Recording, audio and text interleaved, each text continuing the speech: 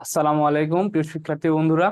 আশা করি সকলে ভালো আছো। তোমরা যারা অ্যাডমিশন পরীক্ষার্থী রয়েছে, তোমাদের ইতিমধ্যে অনেকগুলো পরীক্ষা হয়ে গিয়েছে এবং সামনে তোমাদের খুলনা বিশ্ববিদ্যালয়ের সি ইউনিটের ভর্তি পরীক্ষা। আশা করি তোমরা তোমাদের সর্বোচ্চ প্রস্তুতি নিয়েছো এবং তোমাদের সেই প্রস্তুতিকে আরেকটু ঝালিয়ে নেওয়ার জন্য আজকে আমাদের এই আয়োজন। আজকে তো আমাদের এই আয়োজনে আমরা খুলনা ইউনিভার্সিটি বা খুলনা বিশ্ববিদ্যালয় সি ইউনিট বেসড 2 সেট প্রশ্নের আমরা সলভ করব। তো সেই প্রশ্নগুলো সলভ করার ক্ষেত্রে তোমরা একটু বলবে যে আমাকে স্পষ্ট শুনতে পারছো কিনা,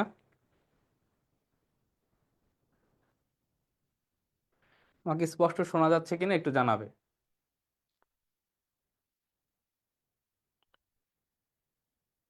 আচ্ছা, আচ্ছা, তাহলে আমরা প্রথম প্রশ্নে চলে যাব। আমরা সেট ওয়ান, আমরা আজকে দুইটো সেট দেখব। আচ্ছা, প্রথম সেটের প্রথম কোশ্চেনটা, মাই অ্যাঙ্গেলও ইজ অ্যান আমেরিকান ড্যাশ। আচ্ছা, এই কোশ্চেনের অ্যান্সারটা কি হতে পারে? এটা তোমরা জানো যে আমাদের টেক্সট বইয়ে এই প্রশ্ন, টেক্সট বইয়ে মাই অ্যাঙ্গেলর একটা কবিতা আছে, তাই না? সেই কবিতার নামটা কি? অ্যালোন, তাই না? সেই কবিতাতে তার কিছু পরিচিতি আছে। তো সেই পরিচিতি অনুযায়ী আশা করি তোমরা সকলে পড়েছো। তাহলে এইটার উত্তরটা কি হবে তোমরা একটু জানাবে। আচ্ছা, একজন বলছো পয়েট। উম পয়েট বলছো, আর কেউ কিছু বলতে চাও? সবাই পয়েট বলছো। জন্য কি শুধুই পয়েট ছিল? একজন ডি বলছো, Norin. All mention, all mention, হ্যাঁ। আচ্ছা, দেখো মায়া অ্যাঙ্গেলও আমাদের যে টেক্সট বইয়ের অ্যালন কবিতাটি লিখেছে, সেই কবিতাতে তিনি একজন কি ছিলেন? প্রথমত তিনি একজন আমেরিকান ছিলেন, দ্বিতীয়ত তিনি একজন পয়েট ছিলেন, তিনি সং রাইটারও ছিলেন, তিনি ফিল্ম ডিরেক্টরও ছিলেন, তিনি আরও ছিলেন একজন প্লে রাইটার, ঠিক আছে, তিনি একজন নাট্যকার ছিলেন, তিনি একজন বায়োগ্রাফার ছিলেন, মানে এই সকল কিছুই তিনি ছিলেন। এটার উত্তরটা হবে হচ্ছে কি অল মেনশন। তিনি একজন কবিও ছিলেন, তিনি গান লিখতেন, তিনি ছবি প্রযোজনা করতেন, তিনি নাট্যকার ছিলেন, তিনি তার জীবনীও লিখতেন, তাই না? তো মায়া অ্যাঙ্গেলা সম্পর্কে যদি কোশ্চেন আসে তোমরা সবগুলো মনে রাখবা। তিনি এই তিনটে তো ছিলেনই, তিনি এর পাশাপাশি আরো ছিলেন একজন প্লে রাইটার, আরেকজন ছিলেন কি একজন বায়োগ্রাফার, অর্থাৎ অল মেনশন। আর মায়া অ্যাঙ্গেলার যে কবিতাটা আমাদের লিখেছে, সেই কবিতাটা হচ্ছে কি অ্যালন। তো তোমাদের সেই অ্যালন কবিতা থেকেও প্রশ্ন আসতে পারে যে অ্যালন কবিতাটি কে লিখেছিলেন, বা তোমাদের আমাদের টেক্সট বইয়ে যতগুলো কবিতা আছে সবগুলো কবিতা কে লিখেছে এবং সে তার পদবী কি কি ছিল, এই জিনিসগুলো তোমাদের একটু মনে রাখা প্রয়োজন, এবং পাশাপাশি তার অরিজিনটা কি ছিল। আচ্ছা, পরবর্তী কোশ্চেনটাতে আমরা যাব যে I sit on one of the dives on dash. I sit on one of the dives of dash. আচ্ছা, এটার উত্তরটা কি হবে তোমরা একটু বলতে পারবা?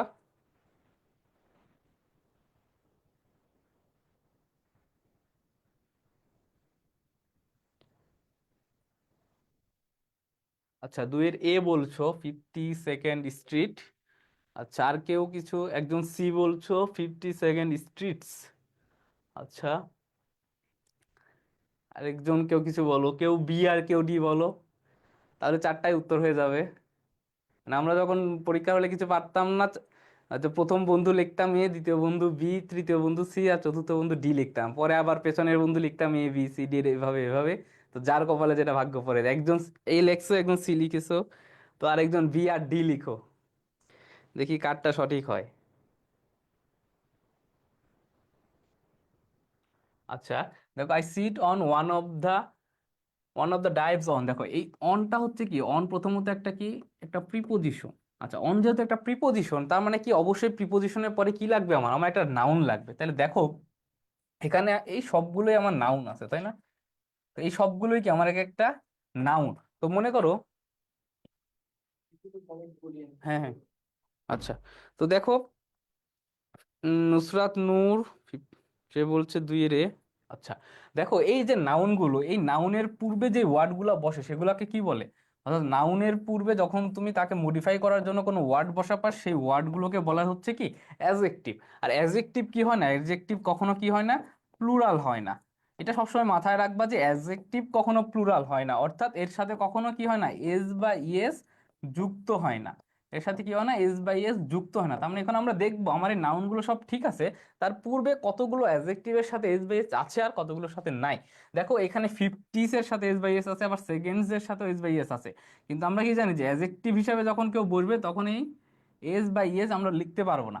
আবার দেখো এখানে বি নম্বরটাতে এস বাই এস আছে, তাই না? এস আছে 50 সেকেন্ডস, তাহলে এই বি নম্বরটাও আমার কাটা, এই ডি নম্বরটাও আমার কাটা। এখন আমার প্রশ্ন হচ্ছে আমি এ দেখাবো না সি দেখাবো, কারণ আমার নাউন তো প্লুরাল হইতে পারে। এখন দেখো এইটা ডিপেন্ড করে তোমার ওই সেন্টেন্সটাতে কি বলেছে। দেখো বলেছে কি, I sit on one of the dives on dash. দেখো মানে কি, আমরা কি একসাথে একাধিক রাস্তায় দাঁড়াতে পারি? পারি না তো, তাই না? তাহলে স্ট্রিটস হবে কোনটা? একটা। সেজন্য আমাদের উত্তরটা হবে হচ্ছে এ, যে 50 সেকেন্ড স্ট্রিট। তো তোমরা যারা এ বলেছিলে তাদেরটা ঠিক হয়েছে। আচ্ছা, এমআরএইচ রাব্বি, আশরাফুল ইসলাম, আচ্ছা সবাই এ বলেছো। আচ্ছা, তার পরবর্তী কোশ্চেনে আমরা একটু যাব, যে antonym of the word scares. দেখবো যে কোনো বিশ্ববিদ্যালয়ে ভর্তি পরীক্ষায় এই সিনোনিম আর অ্যান্টোনিম থেকে কিন্তু প্রচুর কোশ্চেন আসে। তো আমাদের আমাদের এই ভোকাবুলারিগুলো খুব ভালোভাবে জানা রাখতে হবে। বিশেষ করে আমাদের টেক্সট বইয়ের, অর্থাৎ ফার্স্ট পেপার টেক্সট বইয়ের যে ভোকাবুলারিগুলো আছে, এবং পাশাপাশি বিগত সালে বিভিন্ন বিশ্ববিদ্যালয় বিভিন্ন চাকরি পরীক্ষায় আসা যে কোশ্চেনগুলো, সেই কোশ্চেনগুলো তোমরা পড়ে যদি যাও, আশা করি ভোকাবুলারিতে তোমাদের কোনো প্রবলেম হবে না। ঠিক আছে? আচ্ছা, আচ্ছা তোমরা একটা 3 নম্বরের উত্তরটা দিও, যে স্কেয়ার্স অর্থটা কি হবে, তাতে এটার অ্যান্টোনিম কি। একজন বলছেন অ্যাবান্ডেন্ট, একজন বলছেন রেয়ার।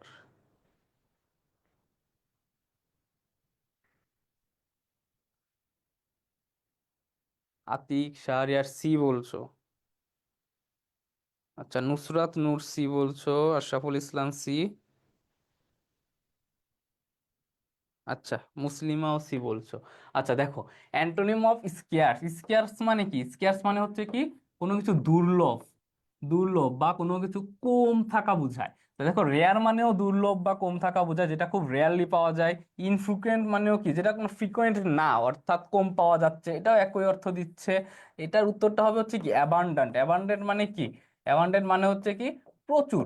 আর দেখো টাইট, টাইট শব্দটা স্কেয়ার্স এর সিনোনিম, এটা অ্যান্টোনিম না। টাইট মানে আমরা কি বুঝাই, একটু শক্ত বুঝাই না, শক্ত। তো এটার সিনোনিম, এটার স্কেয়ার্স এর অ্যান্টোনিমটা হবে হচ্ছে অ্যাবান্ডন। স্কেয়ার্স মানে হচ্ছে কি দুর্লভ বা কম, আর অ্যাবান্ডন মানে হচ্ছে কি প্রচুর। তো সেই অর্থে এই স্কেয়ার্স এর অ্যান্টোনিমটা হবে হচ্ছে অ্যাবান্ডন। বাট এটার যদি চাইতো সিনোনিমটা কি, তখন রেয়ার ইনফ্রিকুয়েন্ট দুইটাই আমরা উত্তর করতে পারতাম।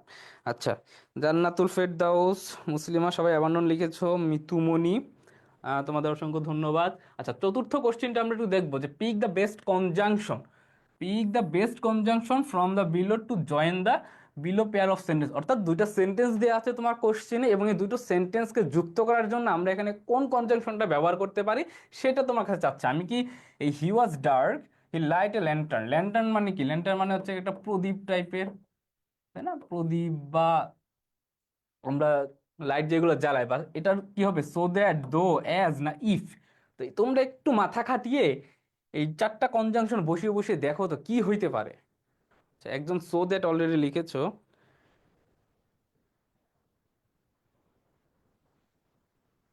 হ্যাঁ, হারিকেন বা প্রদীপ যাই বলতে পারো।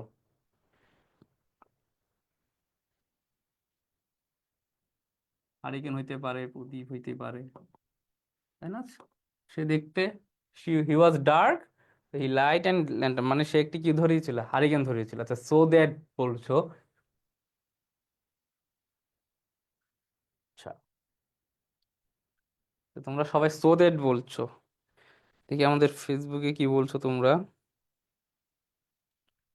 3-এর সি, 4 নম্বরের উত্তর। আচ্ছা দেখো, প্রথমত আমরা একটা সো দ্যাটটাকে ব্যাখ্যা করি। আমরা যখন কোনো সেন্টেন্সে সো দ্যাট লিখি, লাইক ধরো আমি বললাম যে he was so, he was very,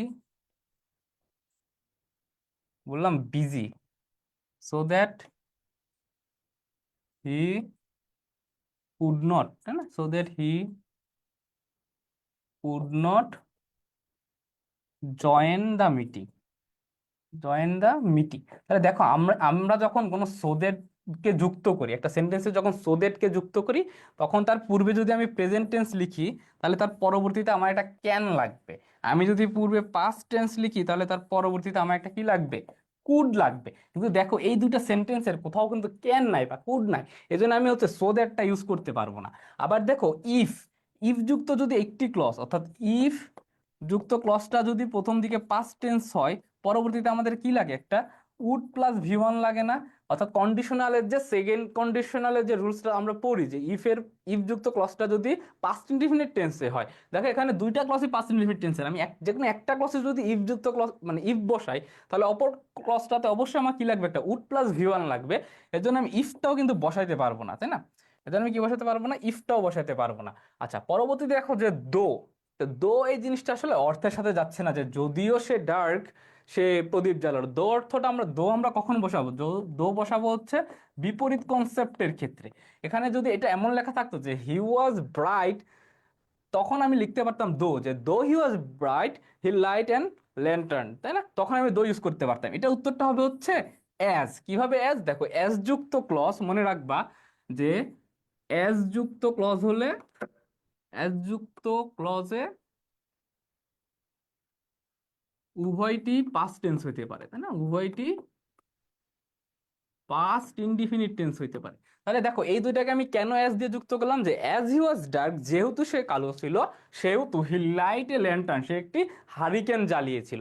আমি সো দ্যাট প্রথমত কেন যুক্ত করতে পারলাম না, কারণ দেখো সো দ্যাটের সাথে আমার কি লাগবে, একটা অবশ্যই অপর কজে ক্যান লাগবে।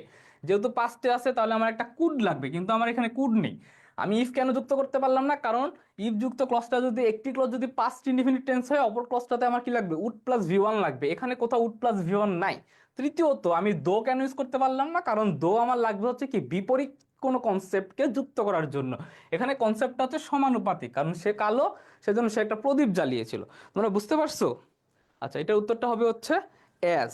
তোমরা যারা অ্যাজ উত্তর করেছো তাদেরটা সঠিক হয়েছে।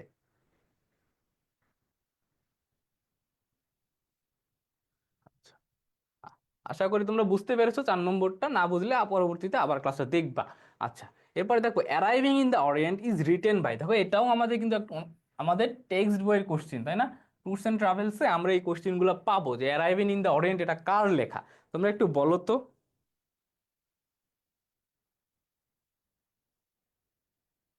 সালাম ইসলাম বি বলেছিলা।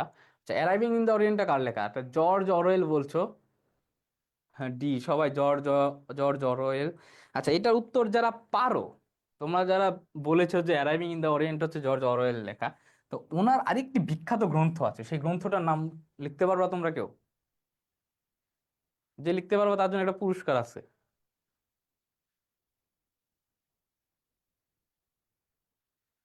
নুসরাত নূর লিখেছো জর্জ অরওয়েল, হীরা, শ্রুতি সকলেই ডি লিখেছো। আচ্ছা, তোমরা একটু বলো তো, জর্জ অরওয়েলের আরেকটি গ্রন্থ আছে খুবই বিখ্যাত গ্রন্থ, সেই গ্রন্থটার নাম কি? আচ্ছা, কি পুরস্কার আগে বলে তো দেখো, তারপর দেখি কি পুরস্কার দেওয়া যায় তোমাদেরকে। একটা বিশেষ পুরস্কার আছে। কেউ কি বলতে পারবা? এই কোশ্চেনটা কিন্তু খুব গুরুত্বপূর্ণ, জিকেতেও প্রচুর আসে। অনেক সময় তোমার ভবিষ্যতের যে পরীক্ষাগুলো হবে সেখানেও কিন্তু চলে আসতে পারে। তো এই নামটা মনে রাখবা। আর দেখো কেউ পারতিছো না, তাহলে আমি বলে দেই।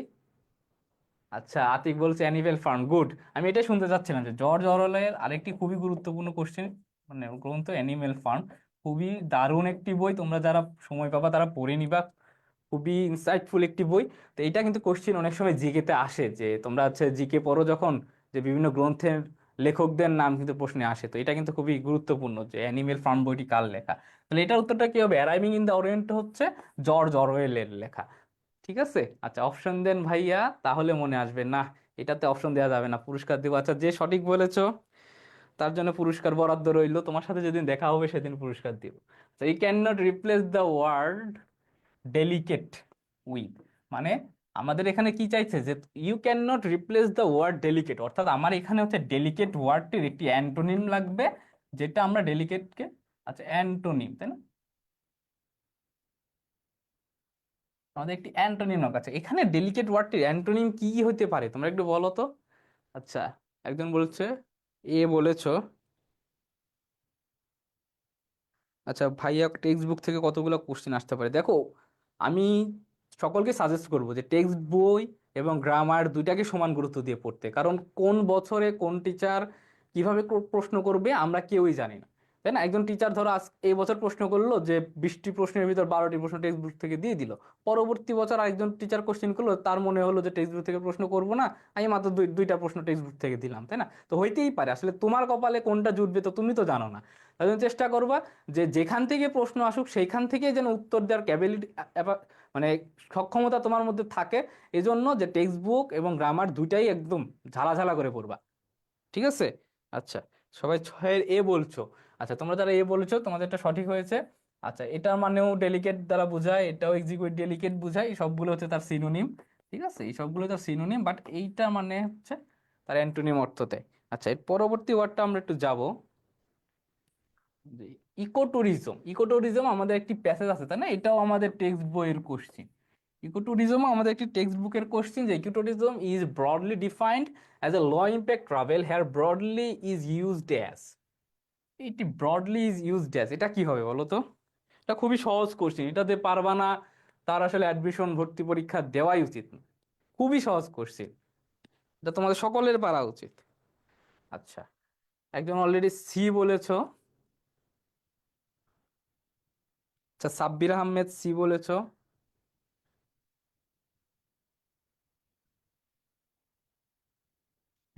খুবই সহজ কোশ্চেন, যে ব্রডলিটা হচ্ছে এখানে হচ্ছে অ্যাডভার্ব। কারণ অ্যাডভার্ব কি করে? অ্যাডভার্ব সবসময় কাকে মডিফাই করে? নাউন আর প্রোনাউন ব্যতীত, তাই না? নাউন প্রোনাউন ব্যতীত সকলকে একটা অ্যাডভার্ব মডিফাই করতে পারে। এই সেন্টেন্সে দেখো, ইকোট্যুরিজম ইজ ব্রডলি ডিফাইন, এই ডিফাইন শব্দটাকে হচ্ছে মডিফাই করতে হচ্ছে ব্রডলি ওয়ার্ডটা। পাশাপাশি আমরা ছোটবেলায় পড়ি যে শেষে এলওয়াই যুক্ত হলেই সেটাকে আমরা কি বলি? অ্যাডভার্ব বলি। আসলে এই জিনিসটা আমরা একটু ভুল করি, সবসময় এলওয়াই যুক্ত হলে অ্যাডভার্ব হয় না। যখন কোনো অ্যাডজেক্টিভের সাথে এলওয়াই যুক্ত করি তখন সেটা অ্যাডভার্ব হয়।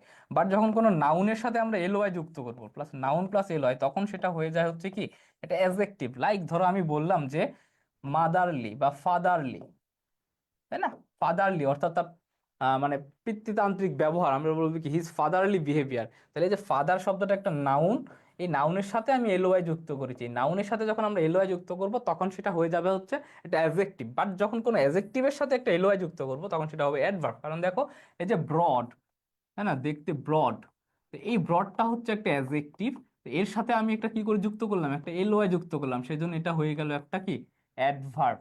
এই জিনিসটা তোমরা একটু মাথায় রাখো, যে সবসময় এলওয়াই যুক্ত করলেই আমরা অ্যাডভার্ব উত্তর দিব না।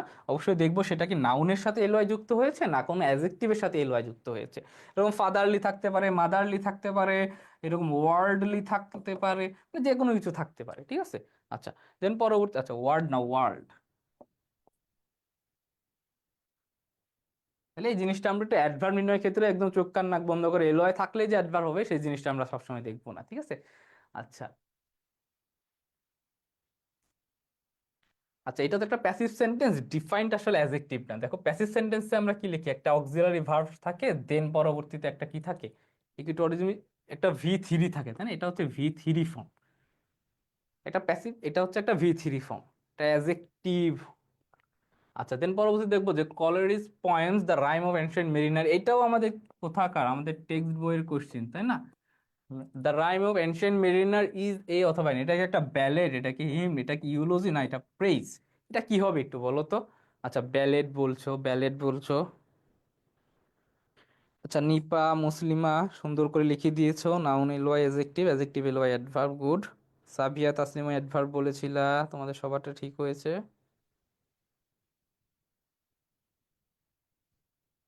আচ্ছা, আশরাফুল ইসলাম বলছেন ব্যালেড। হ্যাঁ, এটা আমাদের টেক্সট বুকের কোশ্চেন, তোমরা জানো যে the rime of ancient mariner হচ্ছে একটা ব্যালেড। আচ্ছা, পরবর্তী জিনিসটাতে আমরা একটু যাব, টেক্সট বই। আচ্ছা, beauty is easy to appreciate but difficult to dash, দেখো এটাও আমাদের টেক্সট বইয়ের একটা কোশ্চেন, তাই না? হোয়াট ইজ বিউটি, আমাদের একটা যে লেসন আছে যে what is beauty, what is beauty, এই লেসনের ফার্স্ট লাইনটাই ছিল হচ্ছে এইটা। তাহলে এটার উত্তরটা কি হবে?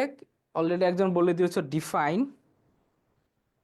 আচ্ছা, নিশাত মনি এম, আটের এ বলছো। আচ্ছা, আটের তোমরা যারা এ বলছো সঠিক হয়েছে, ফারিয়া মেহনাজ এশা, শারমিন রহমান, নুসরাত নূর, শ্রুতি, আলামিন ইসলাম, সবারটাই ঠিক হয়েছে। তোমরা একটু 9 নম্বরের অ্যান্সারটা দিবা। আচ্ছা, আতিক শাহরিয়ান শাহিন ডিফাইন বলছো। আচ্ছা, সবাই ডিফাইন বলছো। তো তোমরা যেহেতু সবাই ডিফাইন বলছো, অন্য কেউ কিছু বলছো না, তাই আমিও ডিফাইন উত্তরই নিয়ে নিলাম। কারণ এটা আমাদের সরাসরি একদম টেক্সট বইয়ের কোশ্চিন, যে beauty is easy to appreciate but difficult to define. আসলে সৌন্দর্যের কোনো কি হয় না, সংজ্ঞা হয় না। আমরা সৌন্দর্যকে প্রশংসা করতে পারি সবসময়, বাট একটা সৌন্দর্যের সংজ্ঞাটা কি? একজন মেয়ে কালো বা একটা ছেলে কালো হলেই যে সে অসুন্দর তা না, তার মধ্যেও কিন্তু কিউটনেস থাকে অনেক সময়। লাইক বলে না যে তোমরা যারা ফিগার অফ স্পিচ পড়েছো, লাইক অক্সিমোরন এরকম উদাহরণ আসতে পারে যে he is a pretty ugly girl, তাই না? প্রিটি আগলি গার্ল বা আগলি বয় ডট ডট ডট যাই থাকুক, মানে প্রিটি আগলি বলতে কি বোঝায়? যে একজন আমাদের স্কিন কালারটা যাই হোক, আমাদের সকলের মধ্যে কিন্তু একটা কিউটনেস থাকতে পারে, তাই না?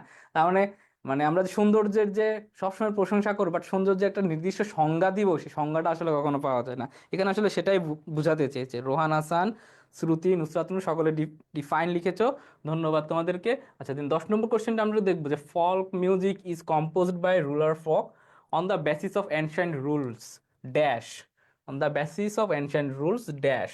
আচ্ছা, এখানে হচ্ছে আমরা হচ্ছে আর্ট অ্যান্ড ক্রাফটের যে ফল্ক যে লেসনটা আছে, সেই লেসনে তোমরা পড়ে দেখবা যে এই ফল্ক মিউজিকের প্রায় 12টা বৈশিষ্ট্য, মানে 12টা বৈশিষ্ট্য লেখা আছে তোমাদের বইতে, তাই না?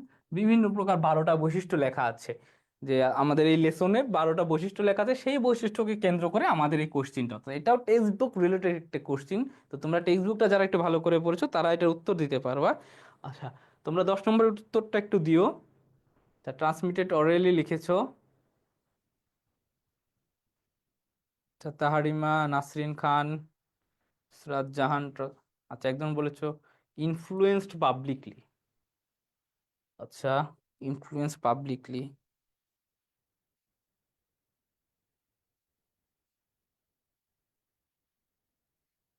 আচ্ছা, ম্যাক্সিমাম টেক্সট বুক থেকে এসেছে দেখছি।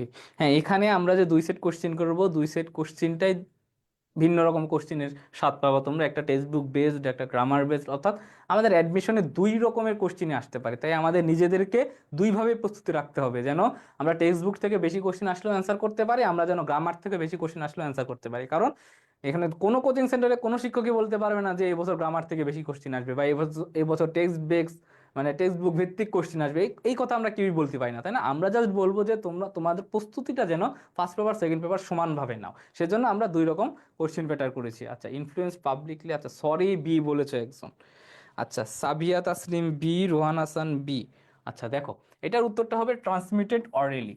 কারণ আমরা ফল্ক মিউজিকটা হচ্ছে আমাদের কি, যে মৌখিকভাবে এটা ট্রান্সমিট হয়। দেখো, এটা হচ্ছে ইনফ্লুয়েন্স বাই পাবলিকলি হবে না, কারণ তোমাদের একটা লাইন দেখবা পাবা যে এটা আসলে মডার্ন মিউজিক বা এগুলা দ্বারা, ক্লাসিক্যাল মিউজিক দ্বারা আসলে ইনফ্লুয়েন্সড হয় না। আবার এটা আসলে কোনো রিকোয়ার্ড প্র্যাকটিস হয় না। অর্থাৎ একটা ফক বা লোক সাহিত্যকে বাঁচিয়ে রাখার জন্য আমাদের যে নিয়মিত চর্চা করা, এই জিনিসটারও দরকার হয় না। তোমরা যে বইয়ে যে আমাদের 12টা বৈশিষ্ট্য আছে না, সেই 12টা বৈশিষ্ট্য পড়লেই আশা করি এই জিনিসটা তোমরা খুব ইজিলি বুঝে যাবে। আচ্ছা, দেন পরবর্তী কোশ্চেনটা একটু দেখবো আমরা, যে find the odd one.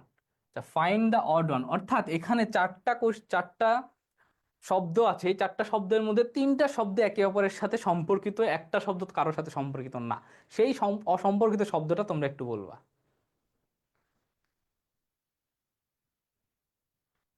Faria, Mehnaz, Esha, Rohan Hasan, transmitted অরেলি যারা লিখেছো তাদেরটা সঠিক হয়েছে। আচ্ছা, একজন বলছো নুসরাত জাহান উত্তর দিয়েছো। তাহমিনা,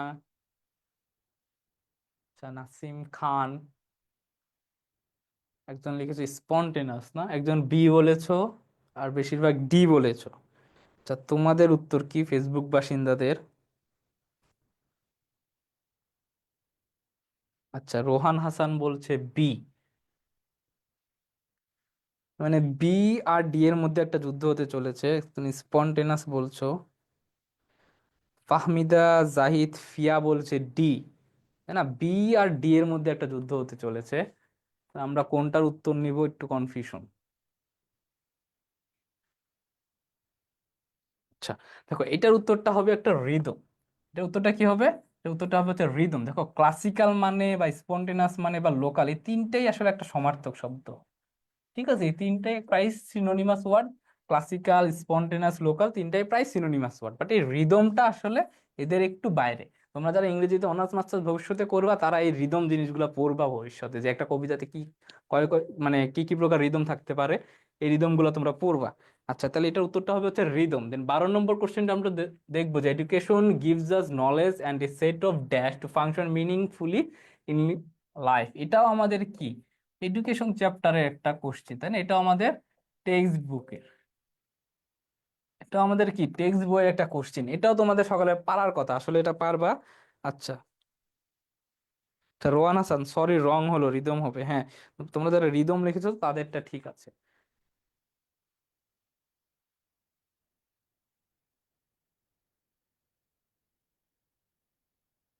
আচ্ছা, 12 নম্বর অ্যাবিলিটিস বলছো,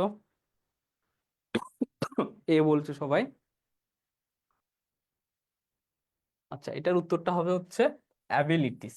কারণ আমাদের একদম টেক্সট বইয়ের যে এই লেসনটা, এডুকেশন লেসনটার প্রথম লাইনটাই ছিল এরকম যে education gives us knowledge and also a set of abilities to function meaningful in our life, তাই না?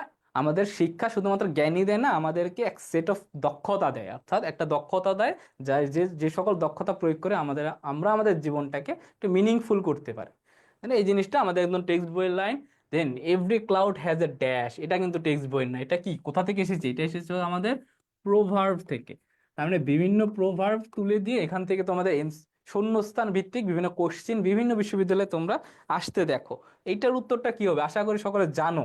তোমরা কে কি লেখো দেখি, নাসিম খান বা নুসরাত জাহান, উন্নি খাতুন, সবাই একই লিখছো। Every cloud has a dash, terror A বলছো, একজন বলছে রেইনিং পসিবিলিটি, তার মানে সি আর এ। আচ্ছা, সাব্বির আহমেদ, আশাফুল ইসলাম সি বলতো। দেখো এটার উত্তরটা হবে every cloud has A silver lining, তাই না? Every cloud has A silver lining. আচ্ছা, আমি আরেকটা দেই, ধরো আমি বললাম এ স্টিচ ইন টাইমস, এরপরে মনে করো একটা গ্যাপ থাকলো, এটার উত্তরটা কি হবে? Stitch in time,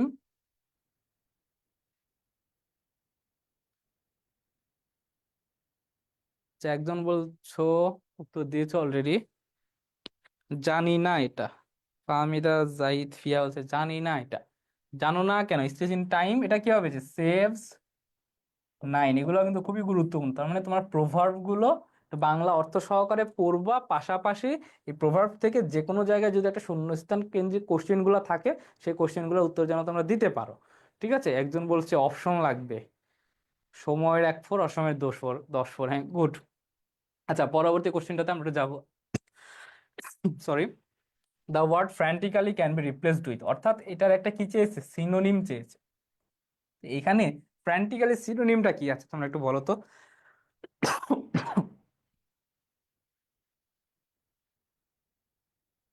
Rohan Hasan, MD Zisan, Nipa সবাই সেভস নাইন বলছো।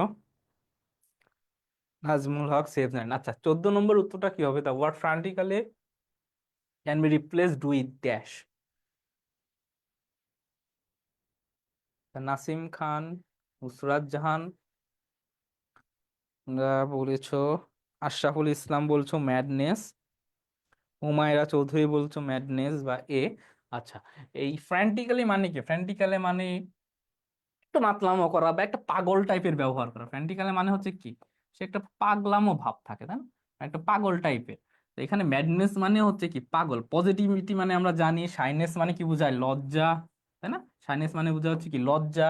আর শিডিউল স্কেজুলিং মানে কি? স্কেজুল মানে আমরা জানি যে আমাদের যে যে শিডিউল গুলো থাকে, আমরা সেই শিডিউল, এই জিনিসটা আমরা একটু জানি। তো ফ্র্যান্টিক্যালি মানে হচ্ছে পাগল, তো এটা সিনোনিম হবে হচ্ছে কি ম্যাডনেস বা সময়সূচি। গুড, একজন বলে দিয়েছো শিডিউল হচ্ছে কি আমাদের সময়সূচি, তাই না? আর শাইনেস মানে লজ্জা, পজিটিভিটি মানে কি আমাদের ইতিবাচকতা, এটাও বলতে পারো ইতিবাচকতা। তো এই জিনিসগুলো, এই এই তিনটা ওয়ার্ড আসলে এর ফ্র্যান্টিক্যালির সাথে যাচ্ছে না, এই জন্য আমাদের উত্তরটা হবে হচ্ছে কি ম্যাডনেস। আমরা পরবর্তী কোশ্চেনটাতে যাবো যে dash means having the capacity to develop into something in future, অর্থাৎ dash mean having the capacity মানে কিছু সক্ষমতা to develop into something in future, এটার উত্তরটা কি হবে? আচ্ছা, সুমাইয়া বিনতে হাবিব, ক্ষিপ্তভাবে হতে পারে, পাগলামো ভাব হইতে পারে, যে কোনো কিছু হইতে পারে। আচ্ছা, নুসরাত জাহান বলছো পটেনশিয়াল, নিপা বলছো 14, জানি না। জানো না? না, 14 উত্তর হবে জানি না, এটা কোন কত নম্বর অপশনে আছে? নিপা 14 অপশন জানি না, এটা কত নম্বর অপশনে আছে? আচ্ছা, আশাউল ইসলাম পটেনশিয়াল, সবাই ডি বলছো। একজন বলছো প্রোগ্রেসিভ, ডিকিব্রিয়া বলছো প্রোগ্রেসিভ। আচ্ছা, সুমাইয়া বিনতে হাবিব বলছো পটেনশিয়াল, নিপা পটেনশিয়াল, শ্রুতি পটেনশিয়াল। আচ্ছা, আমরা সবাই পটেনশিয়াল, আমাদের সবার ভিতর পটেনশিয়ালিটি আছে। এটার উত্তরটা হবে কি পটেনশিয়াল। স্ট্যান্ডার্ড মানে কি? এটার মানে হচ্ছে কোথাও আটকে থাকা বা কোনো কিছুতে আটকে পড়া, বলতে আমরা হচ্ছে স্ট্যান্ডার্ড বোঝাই, কোনো কিছুতে আটকে পড়া। লিবারেল মানে কি? লিবারেল মানে আমরা বোঝা হচ্ছে উদারতা, তাই না, বা উদার মানসিকতা। আর প্রোগ্রেসিভ মানে কি? প্রোগ্রেসিভ মানে বোঝায় কোনো কিছু উন্নতিশীল, উন্নতিশীল বোঝায়, ওই উন্নতশীল। আচ্ছা, এটার উত্তরটা হবে হচ্ছে পটেনশিয়াল, কারণ পটেনশিয়াল মানেটা হচ্ছে কি? পটেনশিয়াল মানে হচ্ছে সক্ষমতা। পটেনশিয়াল মানে হচ্ছে কি? সক্ষমতা। এটার উত্তর আমরা একটু সেন্টেন্সটা পড়েছি, means dash means having the capacity. Having the capacity অর্থাৎ কি? আমাদের সক্ষমতা টু ডেভেলপ ইনটু সামথিং, অর্থাৎ আমাদের ভবিষ্যতে যে কোনো একটি সেক্টরে আমাদের উন্নতি করার যে সক্ষমতাটা, সেটাকেই বলে আমরা পটেনশিয়াল। অর্থাৎ আমাদের এক একজনের এক একটা সেক্টরে যে পটেনশিয়ালিটিটা আছে, সেটাকেই বলা হয় যে having the capacity to develop into something in future. তাহলে এটার উত্তরটা হবে হচ্ছে কি বি। মানে আমাদের এক একজনের বিভিন্ন জায়গায় পটেনশিয়ালিটি থাকতে পারে। কেউ ফেসবুক স্ক্রলিং এর পটেনশিয়াল হইতে পারো, ঠিক আছে, আবার কেউ ফেসবুকের মধ্যে একটা অ্যাপস বানাইতেও পটেনশিয়াল হইতে পারো। যার যেদিকে সক্ষমতা আছে সে সেদিকেই যাবা। আচ্ছা, দেন পরবর্তী কোশ্চেনটা যে চেঞ্জ দ্য ভয়েস।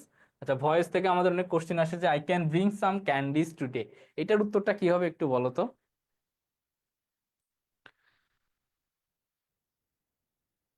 আচ্ছা, সামিয়া বিনতে হাবিব, আচ্ছা সরি সরি, খেয়াল নেই তুমি, আমি মেবি সুমাইয়া পড়তেছিলাম। আচ্ছা, জনি বর্মন বি বলছো। আচ্ছা, আমার কাছে আছে। আচ্ছা, অপশনটা তোমার কাছে তাহলে রেখে দিও, পরীক্ষার হলে আবার লিখে দিয়ে আসো না যে জানি না। ঠিক আছে, তখন তোমার খাতা হারিয়ে যাবে, তুমি ভর্তি কমিটিকে বলবে আমার খাতা কোথায়, স্যাররা বলবে জানি না। কেমন হবে, তাই না? আচ্ছা, রোহান হাসান বলছো 26, সরি এইচএসসি বেস কত, আমি 26, কাকে বললা? আচ্ছা, জনি বর্মন বি বলছো। আচ্ছা আচ্ছা, ভয়েস চেঞ্জের ক্ষেত্রে আমরা প্রথমত কি করি? প্রথমে আমরা অবজেক্টকে কি করি, একটা সাবজেক্ট করি, দেন একটা অক্সিলারি ভার্ব নিয়ে আসি, টেন্স অনুযায়ী পরবর্তীতে একটা কি নিয়ে আসি, যে V3 নিয়ে আসি, তাই না? দেন পরবর্তীতে একটা বাই, দেন আমরা এই সাবজেক্টটাকে কি করি, অবজেক্ট করি। অর্থাৎ টেন্স অনুযায়ী আমরা কি নিয়ে আসবো, V3 নিয়ে আসবো। তো ক্যান থাকলে, অর্থাৎ ক্যান ব্রিং থাকলে আমরা কি জানি যে can, could, shall, should, will, would, এরকম যে মডাল ভার্ব গুলো থাকে, এই মডাল ভার্ব গুলোর যখন আমরা প্যাসিভ করব তখন সাথে কি লাগবে, একটা B+V3। এখন আমরা দেখবো এখানে কোথায় B+V3 আছে। দেখো, ব্রিং, ব্রিং এর B+V3, অর্থাৎ আমরা দেখো ক্যান কি একটা মডাল ভার্ব, যে কোনো মডাল ভার্ব যুক্ত প্যাসিভ সেন্টেন্সকে আমি যখন, সরি অ্যাক্টিভ সেন্টেন্সকে আমি যখন প্যাসিভে রূপান্তর করব, তখন ওই মডাল ভার্বের সাথে আমার কি লাগবে, কি B+V3 লাগবে। আমি আগে দেখবো যে কোথায় B+V3 আছে। দেখো এই নম্বর অপশনটিতে V1 আছে, এটা আমার হবে না, কাটা। দেন দেখো, এখানে V3 আছে, এখানে V3 আছে, এখানে ব্রিং, এটা আসলে V3 না, এটাও আমার কাটা। কারণ এখন আমার দেখতে হবে আমি ক্যান বি ব্রট লিখবো না সাম ক্যান্ডিস। এটার উত্তরটা কি হবে একটু বলো? 16 বি বলছো। আচ্ছা, some candies can be brought by. আচ্ছা, 16 বি বলছো, একটু ভাবনা চিন্তা করে বইলো 16 বি। স্পেলিং গুলো, আমি একটা ক্লু দিয়ে দিই, স্পেলিং গুলো ভেবে চিনতে তারপরে একটু বইলো।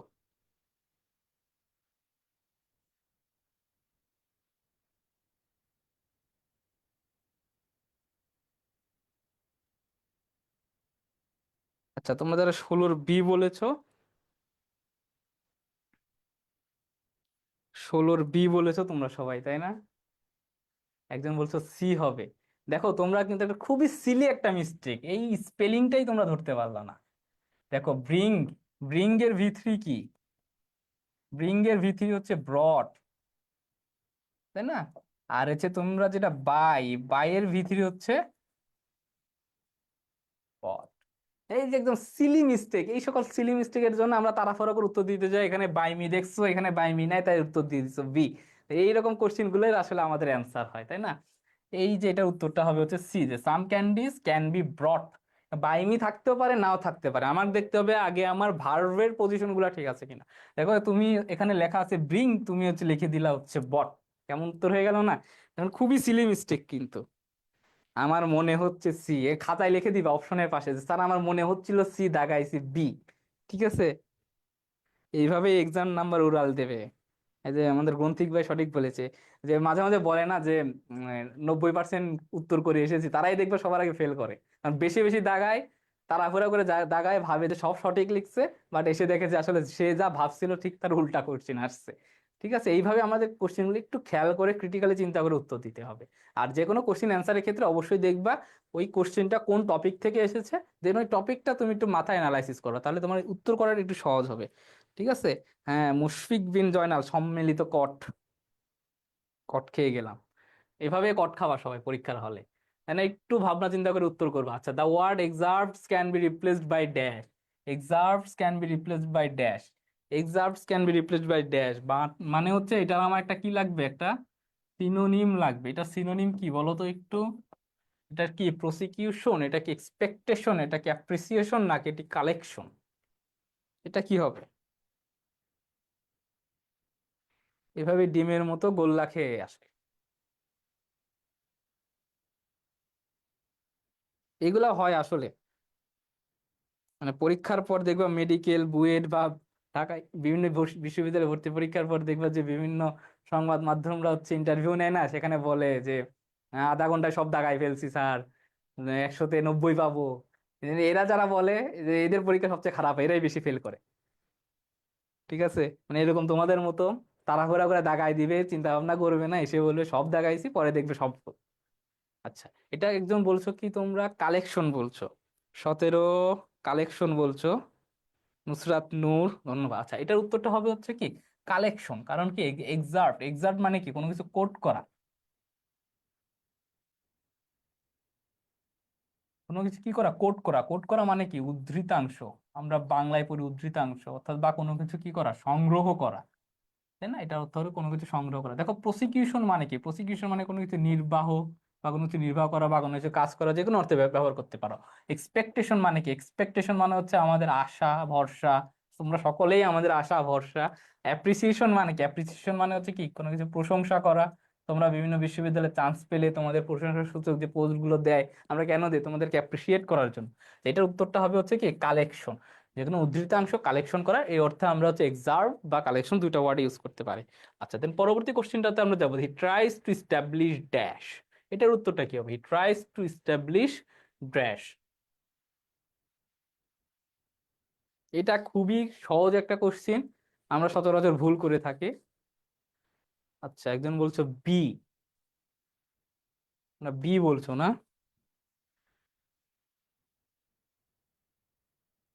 আচ্ছা, নিপা সংগ্রহ করা। এই মিনা, মুন্নি খাতুন, নুসরাত জাহান, আহনা, সবাই বি বলছো। আচ্ছা, এটার উত্তর এটা, এইটাতে আবার সবাই সম্মিলিত কট খেও না, বুঝছো? এটা সবাই সম্মিলিত উদ্ধারিত হও। নুসরাত নূর বি বলছো, সাব্বিরা আহমেদ বি বলছো। আচ্ছা, দেখো আমরা একটা, আমরা সাধারণত জানি কি, আমরা একটা ইন্টারোগেটিভ সেন্টেন্সে কি লিখি, যে ডাব্লিউএইচ ওয়ার্ডের পরে সাধারণত একটা ইন্টারোগেটিভ সেন্টেন্সে ডাব্লিউএইচ ওয়ার্ডের পরে একটা অক্সিলারি ভার্ব লিখি, পরবর্তীতে সাবজেক্ট দেই, তারপরে একটা কি লিখি, মেইন ভার্ব লিখি। এটা হচ্ছে কি লিখি আমরা ইন্টারোগেটিভ সেন্টেন্সের ক্ষেত্রে। তো দেখো, যখন দেখবা কোনো ডাব্লিউএইচ ওয়ার্ড বাক্যের মাঝে বসেছে, অর্থাৎ ডাব্লিউএইচ ওয়ার্ড বাক্যের মাঝে বসলে, ডাব্লিউএইচ ওয়ার্ড বাক্যের মাঝে বসলে, সহজ কথায় যে ডাব্লিউএইচ ওয়ার্ড গুলো যখন বাক্যের মাঝে বসবে, তখন এই ডাব্লিউএইচ ওয়ার্ডের পরে সাবজেক্ট আগে আসবে, তারপরে আমাদের ভার্ব সহ যা যা থাকবে সেটা। অর্থাৎ একটা সেন্টেন্সে আমরা ডাব্লিউএইচ ওয়ার্ড গুলো বাক্যের মাঝে বসলে ইন্টারগ্রেটিভ সেন্টেন্সের যে স্ট্রাকচারটা আমরা ফলো করি সেটা আর ফলো করতে পারবো না। আমাদের কি করতে হবে, যে ডাব্লিউএইচ ওয়ার্ডের পরে প্রথমে সাবজেক্ট নিয়ে আসতে হবে, দেন আমরা ভার্ব ইউজ করবো। এখন আমরা দেখবো যে হি ট্রাইস টু এস্টাবলিশ ড্যাশ। দেখো এই যে ওয়ার্ড গুলো, এই ওয়ার্ডটা কোথায় বসবে? এখানে বাক্যের, বাক্যের মাঝে বসেছে। তাহলে এই ওয়ার্ডের পরে আমার সর্বপ্রথম কোনটা লাগবে? একটা সাবজেক্ট লাগবে। আগে দেখো যে এই নম্বরটাতে সাবজেক্ট নাই, ক্যান আছে। সি নাম্বারটাতে সাবজেক্ট নাই, ক্যান আছে। তার মানে আমার এ আর সি নম্বরটা আমার আগেই বাদ। এবার দেখো আমরা বি আর ডি নম্বরটার ভিতর কোনটা উত্তর নিব। তো একটা একটা জিনিস তোমরা জানো যে সিকোয়েন্স অফ টেন্স, এটা তোমরা অবশ্যই জানো যে sequence of tense, sequence of tense মানেটা কি? সিকোয়েন্স অফ টেন্স মানে হচ্ছে একটি ক্লজ, অর্থাৎ এখানে দেখো আমাদের দুইটা ক্লজ আছে, একটি ক্লজ যদি প্রেজেন্ট টেন্সে হয় অপর ক্লজটা অবশ্যই তাকে প্রেজেন্ট টেন্সে হইতে হবে। একটি ক্লজ যদি পাস্ট টেন্স হয় অবশ্যই তার পরবর্তী ক্লজটাও পাস্ট টেন্স হইতে হবে, তাই না? অর্থাৎ ক্লজ দুইটি প্রেজেন্ট অথবা পাস্টে, প্রেজেন্ট অথবা পাস্টে থাকতে হবে, তাই না? প্রেজেন্ট টেন্সে হয়তো দুইটাই প্রেজেন্টে লিখবা অথবা দুইটাই পাস্টে লিখবা। দেখো এখানে হচ্ছে আমাদের ট্রাইসটা কিসে আছে? V1, অর্থাৎ এটা একটা প্রেজেন্ট টেন্স। তাহলে প্রেজেন্ট টেন্স অনুযায়ী পরবর্তীতে আমরা ক্যান লিখি না কুড লিখি? আমরা লিখি হচ্ছে কি ক্যান, এই জন্য আমাদের উত্তরটা হবে হচ্ছে কি বি। এখানে যদি ট্রাইড থাকতো, ট্রাইড, তাহলে আমি এখানে কুড ইউজ করতে পারতাম। ঠিক আছে, যেহেতু এখানে ট্রাইস আছে সেজন্য আমরা হচ্ছে ক্যান ইউজ করব। বুঝতে পারছো তোমরা? আচ্ছা, ইমবেডেড কোশ্চেনের স্ট্রাকচার অনুযায়ী আমরা ইমবেডেড কোশ্চেন মনে রাখতে পারো, যে যেভাবে খুশি সেভাবে মনে রাখবা। যে এই যে কোনো কোশ্চেনে WH ওয়ার্ড গুলো যখনই আমরা বাক্যের মাঝে দেখবো, তখন সবার আগে আমরা কি সাবজেক্ট বসাবো, দেন আমরা ভার্ব বসাবো। এবং ভার্ব বসানোর ক্ষেত্রে অবশ্যই দেখবো যে পূর্বের ভার্বটা কি প্রেজেন্টে আছে নাকি পূর্বের ভার্বটা পাস্টে আছে, সে অনুযায়ী আমরা পরবর্তী ভার্বটাও বসিয়ে দেবো। ঠিক আছে, তাহলে এটার উত্তরটা হবে হচ্ছে বি। আচ্ছা, আচ্ছা, এডিটিভ প্রোনাউনের পর কোশ্চিন মার্ক হয় না। আচ্ছা, এরপর দেখো the city of Dhaka dash tons of solid waste every day into the river, তাই না? দেখো, the city of Dhaka dash tons of solid waste every day into river, এটাও আমরা একটু বই বা বাইরে থেকে আমরা একটু টেন্স কেন্দ্রিক প্রশ্ন, এটা একটু কি কেন্দ্রিক, টেন্স কেন্দ্রিক কোশ্চিন। এটার উত্তরটা কি হবে? আবিদা আক্তার, আসসালামু আলাইকুম। ওয়ালাইকুম আসসালাম। আচ্ছা, 19-এ ডি বলছো, এটার উত্তরটা হবে হচ্ছে ডিসচার্জ। ডিসচার্জেস কেন হবে? দেখো প্রথমত এখানে আছে কি এভরিডে, আমরা জানি কি everyday, every morning, every night, এগুলো থাকলে কি হয়? এগুলো থাকলে হয় হচ্ছে কি একটা প্রেজেন্ট ইনডিফিনিট টেন্স, তাই না? তো প্রেজেন্ট ইনডিফিনিট টেন্সের স্ট্রাকচারটা কি, যে একটা সাবজেক্ট প্লাস কি লাগবে, V1 লাগবে। তো সাবজেক্ট যখন থার্ড পার্সন সিঙ্গুলার নাম্বার হবে তখন তার সাথে কি হবে, থার্ড পার্সন সিঙ্গুলার হলে আমরা হচ্ছে ভার্বের সাথে কি যোগ করি, এস বা ইএস যোগ করি। এখানে দেখো দা সিটি অফ ঢাকা, দেখো আমি তুমি বাদে পৃথিবীতে যে আছে সেই থার্ড পার্সন।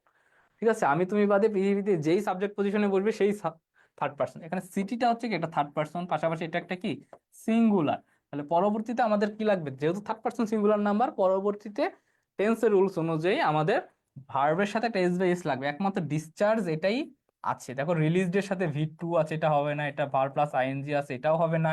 এখানে এক্সট্রিকেট, এখানে কোনো এস বা ইএস নেই, মানে একমাত্র ডি নাম্বারটাই আমার উত্তর হবে। তাহলে কি বললাম, যে প্রেজেন্ট ইনডিফিনিট টেন্সে যখন সাবজেক্টটা থার্ড পারসন সিঙ্গুলার নাম্বার হবে, পরবর্তী ভার্বের সাথে আমরা কি বসাই, এস বা এস বসাই, সে অনুযায়ী এটার উত্তরটা হবে আমাদের ডি। আচ্ছা, এটাও আমাদের টেক্সট বুকের কোশ্চেন, বাট দেখো সবসময় তো টেক্সট বুকের প্রতিটা লাইন আমরা হুবহু মুখস্থ নাও রাখতে পারি। তাই সব চেষ্টা করবো একটু গ্রামাটিক্যালি একটা একটার সাথে কানেক্ট করা। ঠিক আছে, টেক্সট বইয়ের তো পুরো লাইন সবসময় আমরা মুখস্থ রাখতে পারবো না। গ্রামাটিক্যালি যদি এটা তুমি কানেক্ট করো, তাও দেখো শুধুমাত্র এটাই উত্তর হচ্ছে, আর কোনো কিছু উত্তর হচ্ছে না। এটা ওয়াটার ওয়াটার ওই লেসনের হচ্ছে একটা লাইন আমরা তুলে দিয়েছি। আচ্ছা, পরবর্তী যে এই to make out means dash, এটার মানেটা কি হবে? টু মেক আউট ড্যাশ, এটার মানেটা কি হবে? আচ্ছা, ফাহমিদা, জাহিদ, ফিয়া, মুসলিমা, আচ্ছা, সামিয়া বিনতে হাবিব, রোহান হাসান, সবাই ডিসচার্জ, মুশফিক বিনতে জয়নাল, ফারিয়া, মেহনাজ, ঈশা। আচ্ছা, একজন বলছে 20-এর এ, 20-এর এ, নুসরাত নূর, ফাহমিদা, জাহিদ, ফিয়া, সাব্বির আহমেদ 20-এর বি বলছো, রিস্ট্রেন ফ্রম সামথিং। আচ্ছা, আর কে কি বলবো, কেউ এ বলেছো, কেউ বি বলেছো, সি আর ডি কেউ বলবা না? সি আর ডি তো রাগ করবে। To make something, being alone. আচ্ছা, এটার উত্তরটা হবে হচ্ছে এ নম্বরটা। আচ্ছা, মেক আউট মানে হচ্ছে কোনো কিছু ডিল করা, মানে আমরা কোনো কিছু ধরো কোনো কিছু পরিচালনা করা বা কোনো কিছু সামাল দেওয়া, সেই অর্থে আমরা হচ্ছে মেক আউট শব্দটা ইউজ করি। মেক আউটের আরেকটা মিনিং হচ্ছে কোনো একটা আন্ডারস্ট্যান্ড করা। ঠিক আছে, কোনো কিছু বুঝতে পারা। আমরা মাঝে মাঝে বলি না যে I can not make out the things, তখন সেটা কি যে আমি এই জিনিসটা বুঝতে পারিনি। মানে এটা হচ্ছে বিভিন্ন জিনিস হইতে পারে, আন্ডারস্ট্যান্ড হইতে পারে, বা কোনো কিছু ডিল উইথ এ সিচুয়েশন, একটা সিচুয়েশনটাকে সামাল দেয়া, একটা সিচুয়েশনে কোপ আপ করা, এই অর্থেও আমরা এই মেক আউট ওয়ার্ডটা ইউজ করতে পারি। তার মানে এই মেক আউট ওয়ার্ডটা আমরা দুইটা ওয়ার্ড ক্ষেত্রে ইউজ করি, একটা হচ্ছে এই যে ডিল উইথ ক্ষেত্রে, আরেকটা ক্ষেত্রে হচ্ছে আমরা আন্ডারস্ট্যান্ড হওয়া, অর্থাৎ কোনো কিছু বুঝতে পারবো কি পারবো না সেই অর্থে আমরা মেক আউট ওয়ার্ডটা ইউজ করতে পারি। ঠিক আছে। আচ্ছা, প্রথম সেটে 20-এ কে কত পেয়েছো একটু জানিও তো, দেখি তোমরা কে কে চান্স পাবে আজকে বলে দিই। নিপা, শ্রুতি, নজমুল সবাই এ বলেছো, তোমাদের সবারটাই সঠিক হয়েছে। আচ্ছা,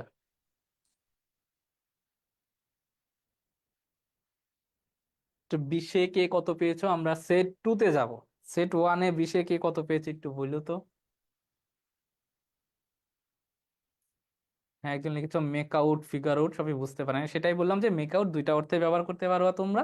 একটা হচ্ছে ডিল উইথ করা অর্থে, আর একটা হচ্ছে কোনো যে বোঝা বা আন্ডারস্ট্যান্ড করা অর্থে। ঠিক আছে।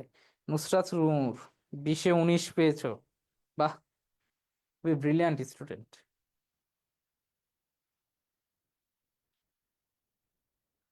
একজন 11 পেয়েছো, একজন 15 পেয়েছো। আচ্ছা, আমরা সেট 2-তে যাবো এখন একটু।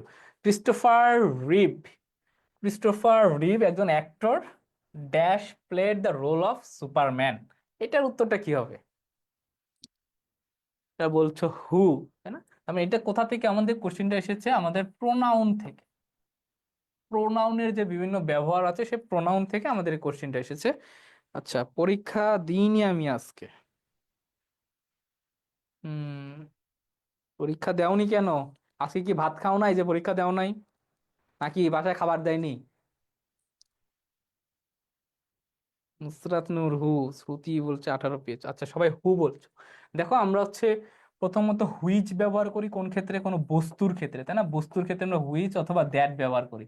এখানে যেহেতু ক্রিস্টোফার রিভ একজন ব্যক্তি, যেহেতু আমরা হুইচ ব্যবহার করতে পারবো না। হোয়েন ব্যবহার করি আমরা হচ্ছে সময়ের ক্ষেত্রে, তাই না? সময়ের ক্ষেত্রে আমরা হোয়েন ব্যবহার করি। আমরা হু আর হুম ব্যবহার করি হচ্ছে ব্যক্তির ক্ষেত্রে, অর্থাৎ ব্যক্তির ক্ষেত্রে আমরা ব্যবহার করি হচ্ছে হু প্লাস হুম। এখন দেখো আমরা কখন হু বসাবো আর কখন হুম বসাবো, এটা একটা সহজ টেকনিক তোমাদের বলে দিই। যখন দেখবা বাক্যের সাবজেক্ট আর সাবজেক্ট ও ভার্বের সংখ্যা সমান, ভার্বের সংখ্যা সমান, তখন দিবা হচ্ছে হুম। ঠিক আছে। আর যদি দেখো অসমান, তখন দিবা হচ্ছে হু। কিভাবে দেখো, ক্রিস্টোফার রিভ, এখানে একটা সাবজেক্ট আছে, তাই না? দেখো ইজ হচ্ছে কি একটা ভার্ব, আবার দেখো প্লেড হচ্ছে কি আরেকটা ভার্ব, তার মানে কি আমি ভার্ব পাইছি কয়টা, এটা 2 নাম্বার ভার্ব, আর এটা হচ্ছে কি আমার 1 নাম্বার ভার্ব। অর্থাৎ সাবজেক্ট আমার আছে একটা, বাট ভার্ব আছে আমার কয়টা, দুইটা। তার মানে সাবজেক্ট আর ভার্বের সংখ্যা সমান হলে আমি হুম দিতাম। বাট এখানে সাবজেক্ট কয়টা, সাবজেক্ট আমার আছে মাত্র একটা, বাট ভার্ব আছে কয়টা, আমার ভার্ব আছে দুইটা। তার মানে একটা সাবজেক্টের, মানে একটা ভার্বের সাবজেক্ট আছে, আরেকটা ভার্বের সাবজেক্টের জন্য আমরা এখানে ইউজ করব হচ্ছে হু। ঠিক আছে। সহজে তোমরা বুঝতে পারছো আশা করি। হু প্লাস ভার্ব, এভাবে তোমরা যেভাবে খুশি সেভাবে মনে রাখতে পারো। যে অনেকে মনে রাখে যে যে একটা গ্যাপের পরে, যদি একটা ভার্ব থাকে, গ্যাপের পরে একটা ভার্ব থাকলে অনেকে হচ্ছে কি বসায়, হু বসায়, এভাবে মনে রাখতে পারো। যদি গ্যাপের পরে ভার্ব না থেকে কোনো নাউন থাকে, তখন অনেকে আবার হুম বসায়, এভাবে মনে রাখতে পারো। আবার যদি একাধিক ভার্ব থাকে, তখনও আবার অনেকে আমরা কি বসাই, হু বসাই। যেভাবে খুশি সেভাবে মনে রাখতে পারো, বাট আমার সুবিধা, আমার সাজেশন থাকবে তোমরা সাবজেক্ট আর ভার্বটা নির্ণয় করে অ্যান্সার করবে, তাহলে ভুল হওয়ার সম্ভাবনা একটু কম থাকবে তোমাদের। ঠিক আছে। তো স্যার আমাদের ইংলিশ রিটেন নিয়ে একটু সাজেশন দেন কেউ এর জন্য। আচ্ছা, আমরা এমসিকিউ পড়ি। আচ্ছা, রিটেন তোমরা যা পড়েছো একাডেমিক প্যারাগ্রাফ আসতে পারে, যে কোনো কিছু আসতে পারে, তোমরা রিটেনটা একটু প্র্যাকটিস করবা। ফার্স্ট 6টাতে লেট করেছিলাম। এই যে পরীক্ষার হলে যদি 6 মিনিট লেট করে যাও, 6টা যদি দাগাইতে না পারো, তখন কি আফসোস হবে না? তার মানে যে কোনো ক্ষেত্রে একটু বি পাঞ্চুয়াল। ঠিক আছে। আচ্ছা, the word someone can be replaced by, এইটা মানে এটা হচ্ছে আমাদের কি চেয়েছে, একটা সিনোনিম চেয়েছে। এটার সিনোনিম আমরা কি লিখতে পারি একটু বলো তো। নিপা যে লেট করলা, পরীক্ষার হলে যদি লেট করে যাও, দেখা গেলো 10 মিনিট লেটের কারণে 5টা অ্যান্সার দাগাইতে পারলা না, তোমার লস না আমার লস? এত ব্যস্ত থাকো যে লেট করে চলে আসতে হবে? আচ্ছা ঠিক আছে, ব্যাপার না। স্যার আমাদের ইংলিশ। আচ্ছা পরবর্তীতে 2 নম্বর ওয়ার্ড সামনের অর্থটা কি? ডাকা। সামন মানে হচ্ছে কি, কাউকে ডাকা। কাউকে ডাকা বলতে পারো, বা কাউকে তলব করা। ঠিক আছে, কাউকে তলব করা, ডাকা বা তলব করা, সেই অর্থে দেখো এটার উত্তরটা কি হবে। 2-এর ডি বলছো, আবার সুমাইয়া বলছো 2-এর সি, মুমতারিন মিশু বলছো ডি, নুসরাত নূর বলছো ডি। আচ্ছা, এটার উত্তরটা হবে ডি, কারণ কলিন মানেও ডাকা, কল ফর মানেও ডাকা, প্রে টু মানেও হচ্ছে ডাকা। এটার উত্তরটা হবে হচ্ছে অল মেনশন, অর্থাৎ সবগুলো অর্থটাই হচ্ছে প্রায় সেম। সামন মানে হচ্ছে কি, তলব করা। ঠিক আছে। আচ্ছা দেন পরবর্তী কোশ্চেনটা হচ্ছে, আমরা যাব the noun form of universal. The noun form of universal. আচ্ছা এটার উত্তর তোমরা দিবা, পাশাপাশি আরেকটা উত্তর দিবা, এই ডিপার্ট ওয়ার্ডটার নাউন কি? এই ডিপার্ট ওয়ার্ডটার নাউন কি? ঠিক আছে, এটার নাউন ফর্মটা কি? তোমরা ইউনিভার্সাল এটার উত্তরটা দিবা, পাশে ডিপার্ট শব্দটার নাউন ফর্মটাকে এটা একটু দিবা। আচ্ছা, করবো না ভাইয়া দেরি, ধন্যবাদ। আসলে পাঞ্চুয়ালিটি আমাদের জীবনে খুবই গুরুত্বপূর্ণ। বিদ্যুৎ ছিল না এখানে ভাইয়া, 2 ঘন্টা আগে যাবো ইনশাল্লাহ। হ্যাঁ ইনশাল্লাহ। 2 ঘন্টা আগে যাও, 1 ঘন্টা আগে যাও, সময় মতো অবশ্যই পরীক্ষার হলে পৌঁছাইবা। কারণ এই অ্যাডমিশন যুদ্ধটা এতদিন ধরে কষ্ট করতেছো, বাট দেখা যায় একটু লেট করার কারণে যদি তোমার চান্স মিস হয়ে যায়, সারা জীবনে একটা আক্ষেপ থাকবে। মানে 5 মিনিটের লেটের জন্য তোমার সারা বছরের কষ্ট একদম বৃথা যাবে। দরকার হলে 5 মিনিট আগে বের হবা, তাও পরীক্ষার হলে সময় মতো পৌঁছাবা। 5 মিনিট কম পড়বা, তাও পরীক্ষার হলে সময় মতো পৌঁছায় পড়বা। ঠিক আছে। আচ্ছা ইউনিভার্সালিটি। আচ্ছা এটা সবার উত্তরে প্রায় সেম, সি, ইউনিভার্সালিটি। আচ্ছা কেউ বলছো 3-এর বি, কেউ এ, কেউ সি। একদম ডি বলে দাও না কেন? কেউ এ বি সি, সবাই বলছে একটা ডি বলে দাও। দেখো ইউনিভার্সাল মানে কি, ইউনিভার্সাল মানে হচ্ছে সর্বজনীন। ঠিক আছে, ইউনিভার্সাল মানে হচ্ছে কি, সর্বজনীন। তাহলে দেখো ইউনিভার্সিটি মানে কি সর্বজনীন? ইউনিভার্সিটি মানে হচ্ছে বিশ্ববিদ্যালয়।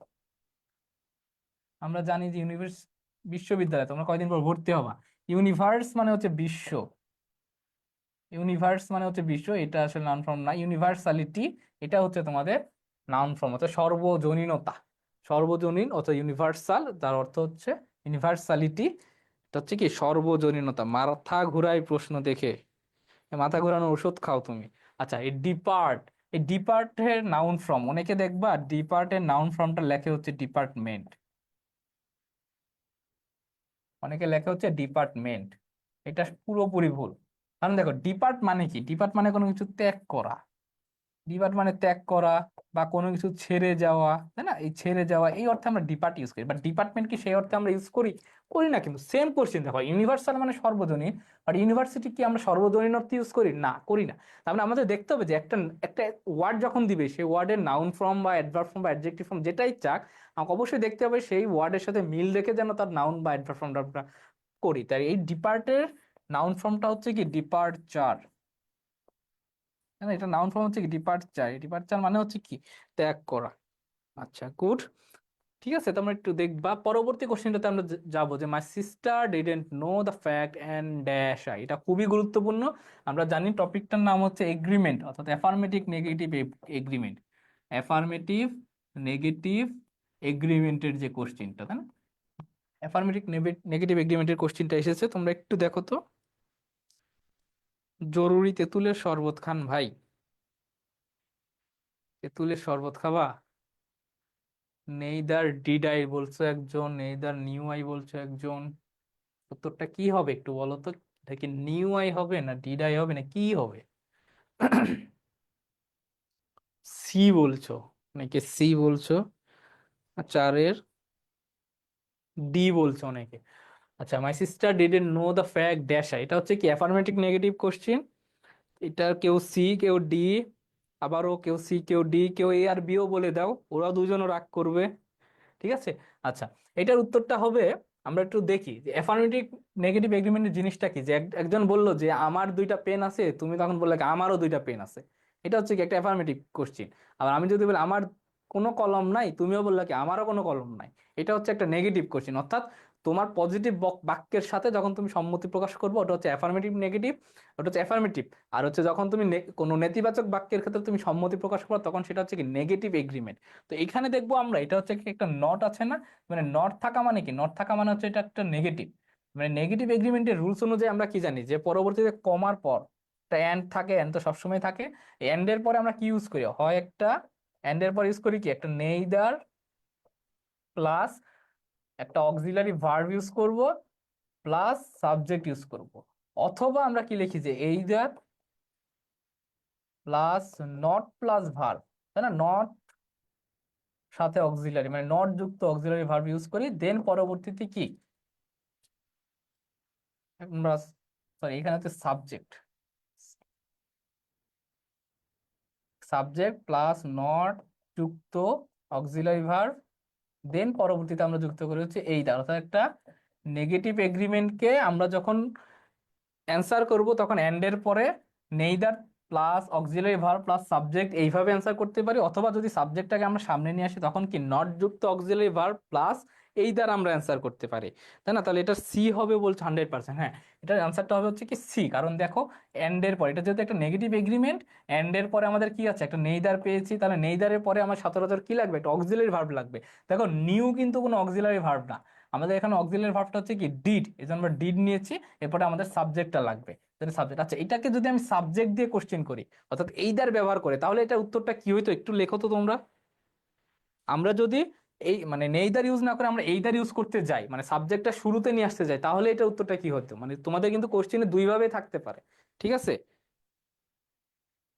সাবজেক্ট প্লাস নট যুক্ত অক্সিলারি প্লাস হচ্ছে এইদার আমরা দেখবো। আচ্ছা, নট যুক্ত অক্সিলারি, আচ্ছা এটার উত্তর মানে এটাকে যদি আমরা এইদার ভাবে ইউজ করতে চাই সেটার উত্তরটা কি হবে একটু বইলো তো। আই অ্যাম নট এইদার বলছো, আচ্ছা কেউ বলছো আই অ্যাম নট এইদার, আর কেউ কি কিছু বলতে চাও? আচ্ছা একজন বলছো আই ডিড নট এইদার, আরেকজন লেখো তো I I knew not either লিখে দাও, আই নট নট এইদার, মানে এক একজন এক একটা উত্তর দিচ্ছ, I did not either did not either, হ্যাঁ এটার উত্তরটা হবে তখন কি সাবজেক্ট, এখানে সাবজেক্টটা কি যে আই, আমি সাবজেক্টটা নিলাম হচ্ছে আই মানে, বা সাবজেক্ট শুরুতে আই নিলাম, পরবর্তীতে আমি কি নট যুক্ত একটা অক্সিলারি ভার্ব লাগবে, এখানে অক্সিলারি ভার্বটা কি ডিড, নট যুক্ত অক্সিলারি ভার্বটা হচ্ছে কি ডিড নট, তারপরে পরবর্তীতে আমার কি লাগবে এই দ্যাট, এটা দুই ভাবেই কোশ্চিন আসতে পারে। আবার দেখো যদি কোনো অ্যাফার্মেটিভ সেন্টেন্স থাকে, অ্যাফার্মেটিভ সেন্টেন্সের ক্ষেত্রে আমরা কি লিখি, দেখো অ্যাফার্মেটিভ সেন্টেন্সের ক্ষেত্রে অর্থাৎ এখানে যদি কোনো ডিড না নট না থাকতো তখন সেটা হয়তো কি অ্যাফার্মেটিভ সেন্টেন্স, তো অ্যাফার্মেটিভ সেন্টেন্সের যে এগ্রিমেন্টটা সেটার রুলসটা আমরা কি লিখি, সেখানে লিখি হচ্ছে আমরা কি, আমরা যদি সাবজেক্ট ইউজ করতে চাই যে আই, আমরা এটার যদি সাবজেক্ট ইউজ করতে চাই তখন আমরা কি লিখবো একটু বলো তো কেউ।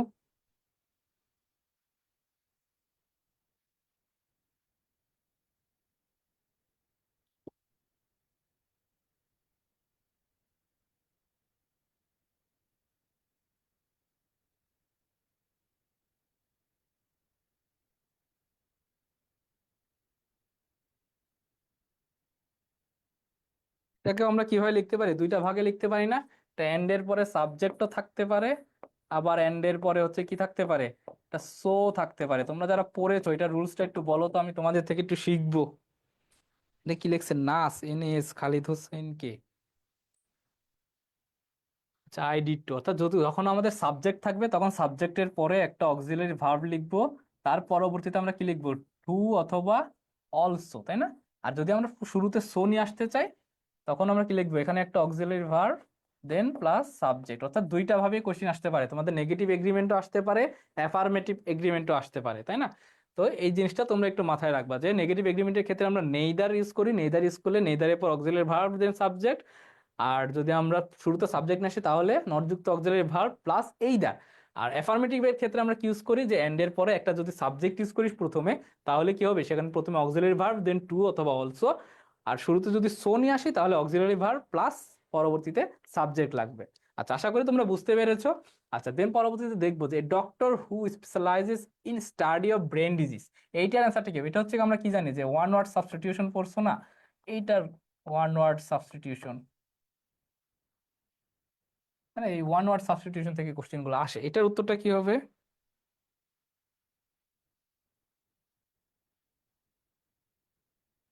আচ্ছা, কেউ এর জন্য কেউ ক্লাস নেয় না। আর এটা তো কেউ এর জন্যই হচ্ছে, এটা কেউ এর জন্যই হচ্ছে, তোমাদের আর ইউর জন্য আলাদা আরেকটা ক্লাস হবে। ঠিক আছে, আচ্ছা এটা উত্তরটা কি হবে, যে ব্রেন ডিজিজ নিয়ে যে সকল ডাক্তাররা কাজ করে বা যে সকল ডাক্তাররা একটু আমাদের মস্তিষ্ক নিয়ে একটু অভিজ্ঞ তাদেরকে কি বলি আমরা? হ্যাঁ, এটার উত্তরটা হবে হচ্ছে নিউরোলজিস্ট। আচ্ছা, কার্ডিওলজিস্ট বলি কাদেরকে আর ড্রামাটোলজিস্ট বলি কাদেরকে একটু বললো তো। তোমরা যারা যাদের বাসায় ডাক্তার আছো, বা আমরা তো অনেক সময় ডাক্তারের শরণাপন্ন হইতে পারি, তো আমরা দেখবো আমাদের কোন রোগ হলে, আমাদের যদি মস্তিষ্ক রোগ হয়, যে মাঝে মাঝে বলি না স্যার পড়তে মন চায় না, ভাল লাগে না, এগুলো আমাদের মস্তিষ্কের রোগ, বুঝছো? তোমার মস্তিষ্কে যদি পড়া বাদে অন্য কিছু ঢুকাই রাখো, তাহলে আর পড়া ভালো লাগবে না। এই জন্য যখন তোমাদের এরকম রোগ লাগবে, তখন হচ্ছে নিউরোলজিস্টের কাছে চলে যাবা। আচ্ছা, আমরা কার্ডিওলজিস্ট কি নিয়ে ডিজিজ করে, এটা হচ্ছে হার্ট, তাই না, মানে হৃদরোগ। ড্রামাটোলজিস্ট হচ্ছে কি স্কিন, আর এখানে তো হার্ট সার্জন বলেই দিয়েছে, হার্ট সার্জন। মানে হার্ট হার্ট বিশেষজ্ঞ যারা, তাদেরকে বলে আমরা কি কার্ডিওলজিস্ট। আর যারা একটু স্কিন বিশেষজ্ঞ, তাই না, স্কিন বিশেষজ্ঞদেরকে আমরা বলবো হচ্ছে ড্রামাটোলজিস্ট। আর যারা হচ্ছে মস্তিষ্ক বা ব্রেন ডিজিজ নিয়ে কাজ করে, তারা হচ্ছে নিউরোলজিস্ট। ঠিক আছে, এই জিনিসগুলো একটু মাথায় রাখবা। আচ্ছা, পরবর্তীতে বলবো, the word intrinsic can not be replaced with dash. মানে এই ইন্ট্রিনসিক ওয়ার্ডটির এখানে কোনটা ইন্ট্রিনসিক ওয়ার্ডটির সিনোনিম না, হ্যাঁ, মানে এই ইন্ট্রিনসিক ওয়ার্ডটাকে ইন্ট্রোডিউস করে না কোন ওয়ার্ডটা, এটার উত্তরটা একটু দিবা। Hasan Zubair B heart traumatology skin specialist, হ্যাঁ। সামিয়া বিনতে হাবিব, যাদের স্কিনে প্রবলেম তারা ড্রামাটোলজিস্টের কাছে চলে যাবে। আর অনেকে আবার স্কিনের প্রবলেম হলে নিউরোলজিস্টের কাছে চলে যায় না। আচ্ছা, এটার উত্তরটা কি হবে, the word intrinsic can not be replaced with dash, এটার উত্তরটা কি হবে? অর্থাৎ এইটা একটা অ্যান্টোনিম লাগবে আমার, তাই না? এটা একটা কি লাগবে, অ্যান্টোনিম চাইছে। আচ্ছা, এটা অ্যান্টোনিমটা কেউ দেখো, ইন্ট্রিনসিক মানেটা কি, মানে ইন্ট্রিনসিক মানে খুব কাছের কাউকে বোঝাই আমরা, তাই না, খুব প্রিয় বা কাছের, এরকম কোন ওয়ার্ড অর্থে আমরা একটু ইন্ট্রিনসিক বা পিঠাপিঠি যে সম্পর্ক যাদের সাথে থাকে তাদেরকে আমরা বলি ইন্ট্রিনসিক। এগুলার পার্সোনাল, পার্সোনাল মানে আমাদের কি বলি, আমাদের পার্সোনাল সেক্রেটারি, আমার হচ্ছে পার্সোনাল ফ্রেন্ড, আমার খুব কাছের মানুষ। ইননেট মানেও খুবই কাছের বা প্রিয়, ফান্ডেড মানে একই অর্থ বোঝায়, বাট এই আউটার মানে হচ্ছে কি, আউটার মানে হচ্ছে কি বাহিরের, তাই না, আউটার মানে হচ্ছে বাহিরে। তো এই জিনিসটা ইন্ট্রিনসিক ওয়ার্ডের সাথে যায় না, তাহলে এটার উত্তরটা হবে হচ্ছে কি এ, আউটার। যারা সানজিদা হক, মুমতারিন মিশু, নুসরাত নূর, সামিয়া বিনতে হাবিব, নীল রঙের পেন্সিল, ও নীল রঙের পেন্সিল চলে এসেছে, আমি তো সবুজ রঙের পেন্সিল দিয়ে লিখতেছি। নিপা এ বলছো, তোমার যারা এ বলেছে সবারটা সঠিক হয়েছে। আচ্ছা, পরবর্তী question, he appears to dash is best. এই কোশ্চেনের অ্যান্সারটা কি? He appears to dash is best, এটাও খুবই সহজ কোশ্চেন, এটার উত্তরটা একটু তোমরা দিবা।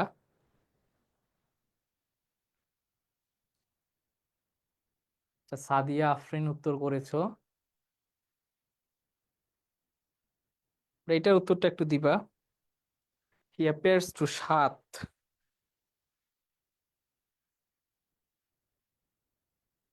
নুসরাত নূর বলেছো হি অ্যাপিয়ার্স টু হ্যাপটাইট। হ্যাঁ, গুড, আমরা একটু আগাই সামনের দিকে। দেখো, যখন কোনো অ্যাপিয়ার্স দেখবা বা সিম দেখবা বা সি দেখবা, এগুলো মনে হওয়া অর্থে, ঠিক আছে, এই মনে হওয়া অর্থে, এই মনে হওয়া অর্থে আমরা পরবর্তী ভার্বগুলোকে লিখি টু এর পরে হ্যাভ প্লাস বি3। এখানে অ্যাপ প্লাস বি3 হচ্ছে আমাদের আছে হচ্ছে একটাই। এরকম সি, ম্যাপেয়ার, সি, এগুলো যখন মনে হওয়া অর্থে ব্যবহার করা হবে, তখন তোমরা কি লিখবা, টুর পরে হ্যাভ প্লাস ভি3। এই জিনিসটার উত্তরটা হবে হচ্ছে কি হ্যাভ টার্ড। আচ্ছা, পরবর্তী question, I might dash rain last night. এটা খুবই সহজ কোশ্চেন, এটা যে পারবা না তাকে আজকে মাইর হবে। আচ্ছা, শান্তিদা হোক টু ট্রাই লিখছো, টু ট্রাই হবে না, কারণ দেখবা মনে হওয়া অর্থে যখন অ্যাপিয়ার্স বসবে, সিম বসবে বা সি বসবে, এই ওয়ার্ডগুলো বসতে পারে, এগুলোর পরে তোমরা টুর পরে হ্যাভ প্লাস ভি3 ইউজ করবা। ঠিক আছে। আচ্ছা, আবু সাইদ পি বলছো, সঞ্জিদা হক, আটের এ নুসরাত নূর হ্যাভ বলছো। আচ্ছা, দেখো, এটা খুবই সহজ কোশ্চেন, আমরা এত চিন্তাই করব না, যে যে কোনো মডাল ভার্ব, আমরা মডাল ভার্ব পড়ি, তাই না, মডাল ভার্বের পর সব সময় ভি1 বসে। মডাল ভার্ব কি হইতে পারে, ক্যান, কুড, তাই না, শ্যাল, শুড, তাই না, উইল, উড, আরো কি কি হইতে পারে, মে, মাইট, এগুলা কি আমাদের মডাল ভার্ব না? তারপরে উড রেদার, তাই না, would rather, then had better, সবকিছু হচ্ছে আমরা মডাল ভার্ব হিসেবে ইউজ করি। মডাল ভার্ব গুলোর পরে সবসময় ভি ওয়ান বসে। একমাত্র দেখো এখানে ভি ওয়ানটা হচ্ছে কি হ্যাভ, তাহলে he might have rain last night. অনেকে লাস্ট নাইট দেখে ভাবছো পাস্ট টেন্স, তাহলে হ্যাড দাগাই দিবা না, এখানে যেহেতু মডাল ভার্ব আছে, মডাল ভার্ব গুলোর পরে আমরা সাধারণত কি ইউজ করি, মাইট, মাইটের পরে হ্যাভ ইউজ করবো। আচ্ছা, আচ্ছা পরবর্তীতে যাবো যে would that I dash try again. এটাও খুবই সহজ কোশ্চেন, আমাদের গ্রামাটিক্যাল প্ল্যাটফর্ম ভার্সে তোমরা অনেকেই পড়েছো। এটার কোশ্চেনটা কি হবে একটু দ্রুত বলে দিবা। নীল রঙের পেন্সিল, সাতের বি। আচ্ছা, আবু সাইদ আটের A, Nipa might plus V base form, হ্যাঁ। আচ্ছা, মমিনুল ইসলাম বলছো আটের এ। চার শেষ, আমরা হচ্ছে নয়ে যাব। নয়ের বলছো এ মুন্নি, নয়ের ডি কুড। আচ্ছা, দেখো আমরা খুবই সহজ একটা রুলস, যে উড দ্যাট থাকলে, উড দ্যাট থাকলে পরবর্তীতে কি বসে, উড প্লাস ভি ওয়ান, তাই না, উড প্লাস ভি ওয়ান। মানে একমাত্র এটা যে I would that I would try again, তাই না, উড হবে না, মাইট হবে না, হ্যাভ হবে না। তুমি যখনই কোনো সেন্টেন্সে উড দ্যাট দেখবা, তাহলে তার পরবর্তীতে অবশ্যই একটা কি লাগবে, উড প্লাস ভি ওয়ান। খুবই সহজ কোশ্চেন, মানে সকলেরই পারা উচিত। মুনতারিন, মিশু, আবু সাইদ, সাব্বির আহমেদ, সামিয়া বিনতে হাবিব, নিপা, সঞ্জিতা সবাই সঠিক হয়েছে। আচ্ছা, দেন উইল আমরা লিখবো কি, we pray that she dash able to come back within time. এটার উত্তরটা কি হবে একটু বলবা। উই প্রেড দ্যাট, নয়ের ডি ফারিয়া মেনা জেসা, তোমারটাও সঠিক হয়েছে।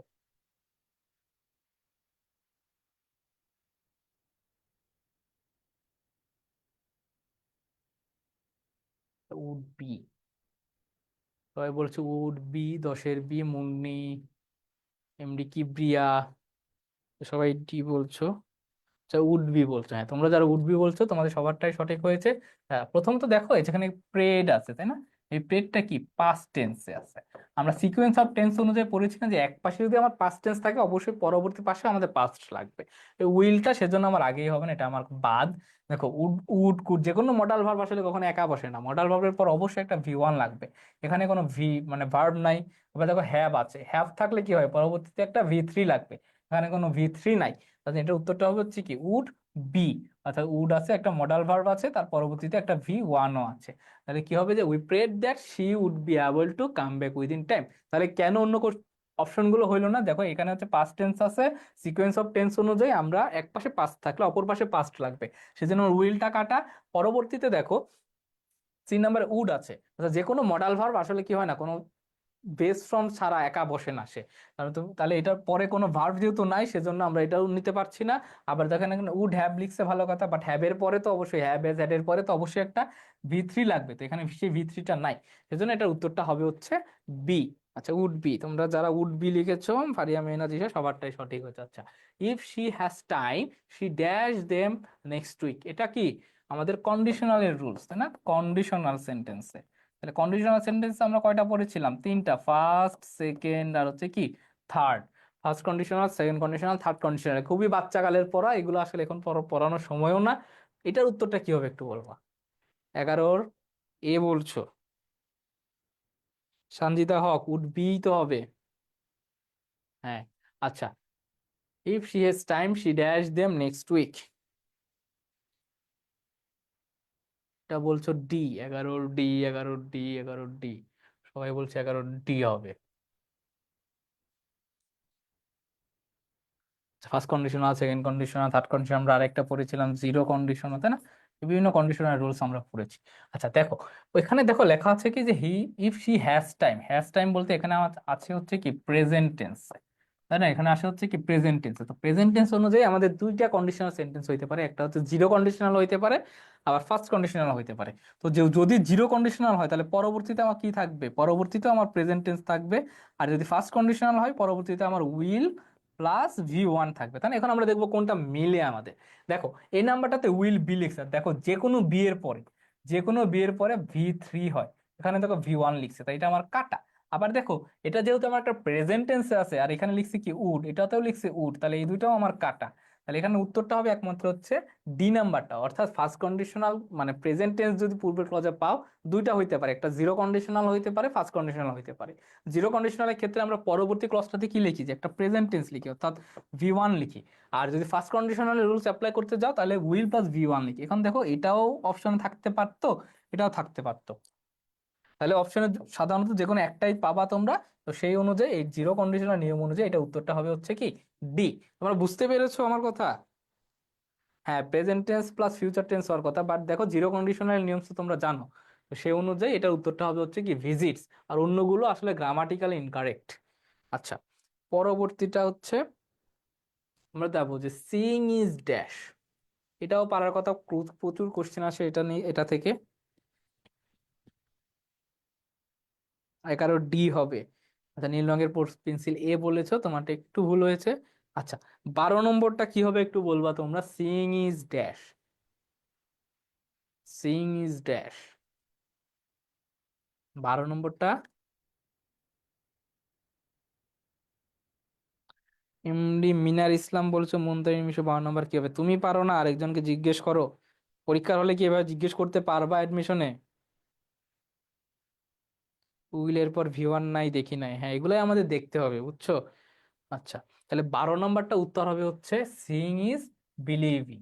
এটা উত্তরটা হবে হচ্ছে সিইং, এটা হচ্ছে বানান ভুল গেছে, বুঝছো? এটা উত্তরটা হবে সিইং, এটা বানান ভুল গেছে, একটা এন কাটা দিবা। সিইং ইজ বিলিভিং, কারণ এই বিলিভিংটা হচ্ছে কি একটা কমপ্লিমেন্ট। বা প্যারালাল স্ট্রাকচার অনুযায়ী কি হয়, যে ভার্বের উভয় পাশে আমাদের একই স্ট্রাকচার ফলো করতে হয়। তো এটার উত্তরটা হবে সিইং ইজ বিলিভিং। আচ্ছা নিপা যেভাবে বুঝতে পারছো, আচ্ছা ধন্যবাদ। আচ্ছা, পরবর্তী কোশ্চেনটা হচ্ছে নেভার এভার ড্যাশ দেয়ার। এটা হচ্ছে কি আমরা ইনভার্সন অফ ভার্ব পড়ছি না? Inversion of verb, inversion of verb থেকে এই কোশ্চেনটা এসেছে। তাহলে এটার উত্তরটা কি হবে তোমরা একটু ঝটপট বলে দাও তো, এটার উত্তরটা কি হবে?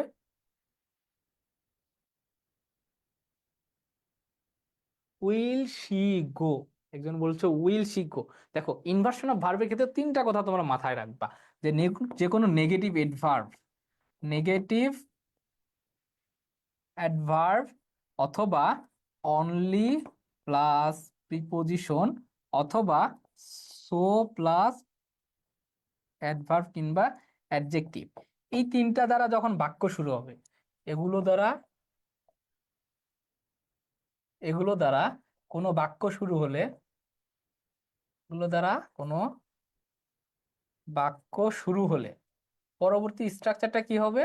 পরবর্তী স্ট্রাকচারটা হবে আমার প্রথমে লাগবে একটা অক্সিলারি ভার্ব, ঠিক আছে, দেন লাগবে একটা সাবজেক্ট, আর পরবর্তীতে লাগবে হচ্ছে একটা মেইন ভার্ব, ঠিক আছে।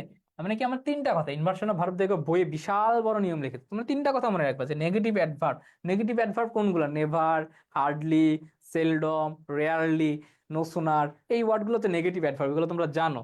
আর অনলি প্লাস প্রিপোজিশন আর হচ্ছে সো প্লাস অ্যাডভার্ব বা অ্যাডজেক্টিভ, এগুলো এই তিনটা ওয়ার্ড দ্বারা, এই তিনটা জিনিস দ্বারা যখন কোনো সেন্টেন্স দেখবা শুরু হয়েছে, তখন সেটা ইনভার্সন অফ ভার্বের নিয়ম অনুযায়ী পড়বে। আর ইনভার্সন অফ ভার্বের নিয়ম অনুযায়ী প্রথমে আমার অক্সিলারি ভার্ব লাগবে। দেখি কোথায় অক্সিলারি ভার্ব প্রথমে আছে। প্রথমে অক্সিলারি ভার্ব আছে উইল, সি মানে এ নম্বরটাতে আর সি নম্বরটাতে অক্সিলারি ভার্ব আছে। পরবর্তীতে আমার কি লাগবে? সাবজেক্ট লাগবে। এখন দেখো সাবজেক্ট আছে কোথায়? সি। পরবর্তীতে আমার মেইন ভার্ব লাগবে, মেইন ভার্ব আছে হচ্ছে গো। এটা উত্তরটা হবে হচ্ছে কি সি। তো তোমার ইনভার্সন অফ ভার্বের নিয়মটা আশা করি বুঝতে পেরেছো। তিনটা কথা জাস্ট মাথায় রাখবা, negative adverb, only plus preposition, আর হচ্ছে কি সো অ্যাডভার্ব অথবা অ্যাডজেক্টিভ, এই তিনটা জিনিস দিয়ে যখন কোনো বাক্য শুরু হবে তখনই সেটা হবে ইনভার্সন অফ ভার্বের নিয়ম অনুযায়ী, ঠিক আছে। আচ্ছা, দেন পরবর্তী কোশ্চেনে আমরা একটু যাব, দা প্রেডিকেট ইজ ড্যাশ। প্রেডিকেটটা কি? প্রেডিকেট জিনিসটা কি, এটা কে বলতে পারবা? অনেকের কাছে আনকমন লাগতে পারে। একজন বলছো সিবি, কেউ বি বলছো, কেউ সি বলছো। আচ্ছা, দেখো একটা সেন্টেন্সের আমি তোমাদের ক্লু দিয়ে দিই, যে যে কোনো সেন্টেন্সের দুইটা পার্ট থাকে, একটা সেন্টেন্সের দুইটা পার্ট থাকে, একটা হচ্ছে কি, একটা হচ্ছে সাবজেক্ট, আর একটা হচ্ছে কি প্রেডিকেট। একটা হচ্ছে সাবজেক্ট আর একটা হচ্ছে কি প্রেডিকেট। এটা সেন্টেন্সে দুইটা পার্ট থাকে, একটা সাবজেক্ট আর একটা হচ্ছে প্রেডিকেট। দেখবা একটা সাবজেক্ট বাদে সেন্টেন্সের পুরো অংশটা হচ্ছে কি প্রেডিকেট বলে। ঠিক আছে, তাহলে এখানে হবে এটা হচ্ছে group of word which tells about subject, এটা উত্তরটা হবে হচ্ছে কি বি নম্বরটা। ঠিক আছে। আচ্ছা, পরবর্তী কোশ্চেন আমরা একটু যাবো, 15 নম্বরটা। She stood in front of me, আর in front of is dash phrase. খুবই ক্রিটিক্যাল কোশ্চেন, ইন ফ্রন্ট অফটা কোন ফ্রেজ? আচ্ছা, একজন বলছো প্রিপোজিশনাল ফ্রেজ। 15 নম্বর। আচ্ছা, 14 যারা বি লিখে তো ঠিক হয়েছে। সামিয়া, পারিয়া, নীল রঙের পেন্সিল, সানজিদা হক। আচ্ছা,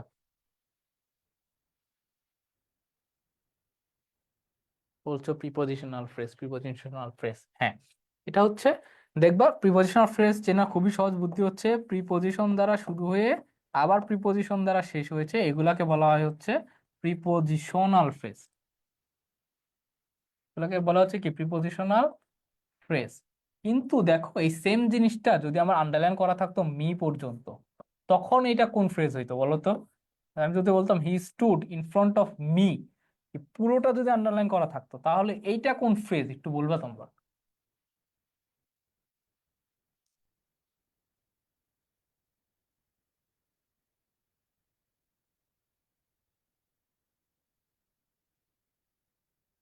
আমি যদি ইন ফ্রন্ট অফ মি দিতাম তাহলে এটা কোন ফ্রেজ হইতো?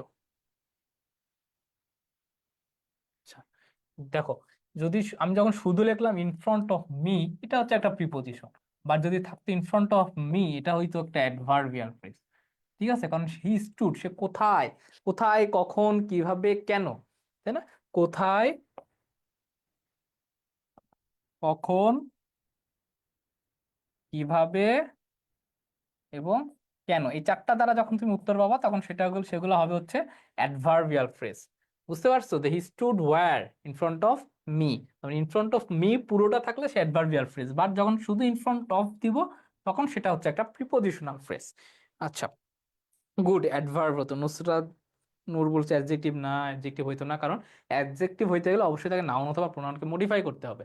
আচ্ছা, পরবর্তী কোশ্চেনটাতে আমরা যাবো, he remember the place where I was born, এইটা কি হবে একটু বলো?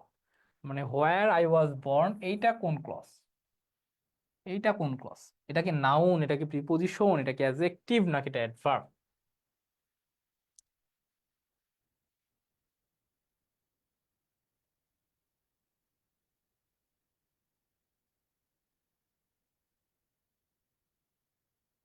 আচ্ছা, মিনার ইসলাম বলছে সি, 14 সি, 14 সি, হ্যাঁ গুড। এটা হবে হচ্ছে কি অ্যাডজেক্টিভ ফ্রেজ। অ্যাডজেক্টিভ ফ্রেজ চেনা খুবই একটা সহজ বুদ্ধি, যে আন্ডারলাইন করা থাকবে সেটাকে তুমি ইট দ্বারা রিপ্রেজেন্ট করবা। ইট দ্বারা রিপ্লেস করো, ইট দ্বারা রিপ্লেস করার পর পূর্বে যদি তুমি একটা নাউন পাও, পূর্বে যদি একটা নাউন পাও তাহলে সেটা অবশ্যই একটা কি হবে, এটা অ্যাডজেক্টিভ ফ্রেজ হবে। আর যদি, বুঝতে পারছো, মানে ইট দ্বারা রিপ্লেস করার পর পূর্বে যদি একটা নাউন পাও তাহলে সেটা অবশ্যই অ্যাডজেক্টিভ ফ্রেজ হবে।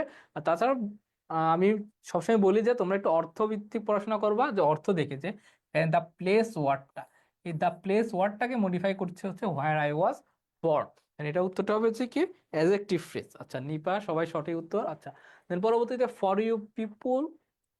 You people task was easy, এইটার উত্তর কি হবে? খুবই সহজ। তা প্লেস জায়গাকে মডিফাই করছে, হ্যাঁ। মানে যে কোনো নাউনকে যখন দেখবা কেউ মডিফাই করছে তখনই সেটা অ্যাডজেক্টিভ ফ্রেজ। যখন ভার্বকে মডিফাই করতেছে, কোথায় কখন কিভাবে কেন দ্বারা উত্তর করলে, মানে প্রশ্ন করলে উত্তর পাচ্ছ, তখন সেগুলো হবে কি অ্যাডভার্বিয়াল ফ্রেজ। আর একটা নাউন পজিশনে যখন কোনো ফ্রেজ বা ক্লজ বসবে তখন সেগুলো হচ্ছে কি নাউন ফ্রেজ বা নাউন ক্লজ। আচ্ছা, ওয়াজেন্ট ইট সবাই বলছো, ওয়াজেন্ট ইট, 17 ডি।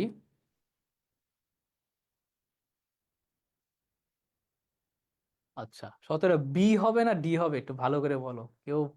একজন বলছো বি+ডি।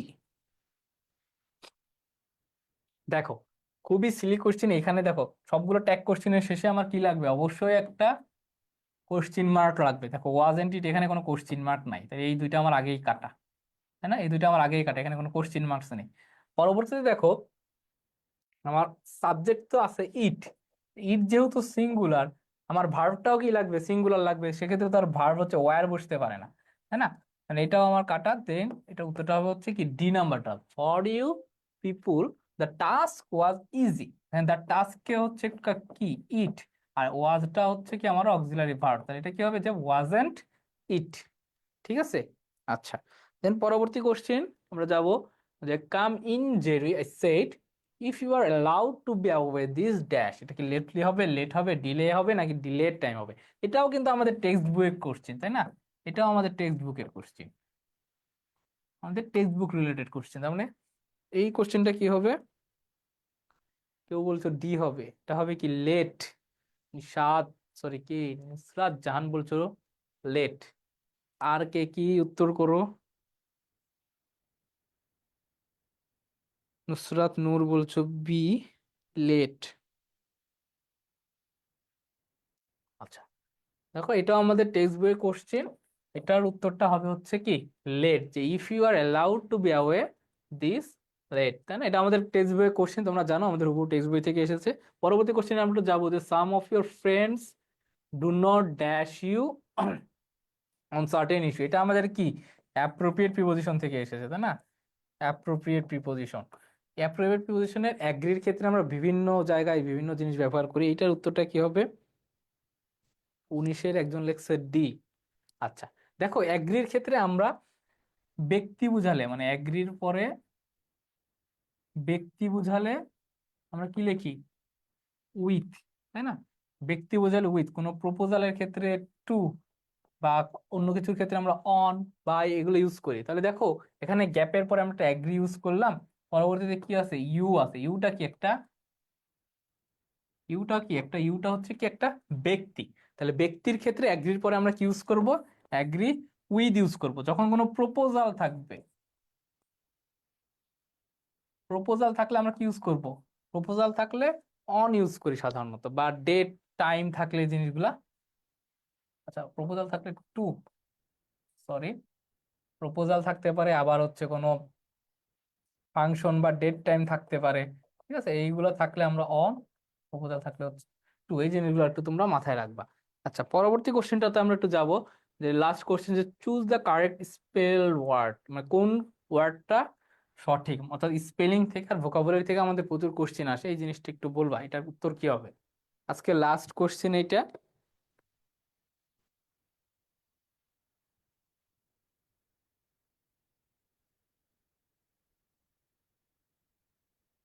আজকে লাস্ট কোশ্চেন, এটার উত্তরটা কি হবে একটু জানাবা সবাই।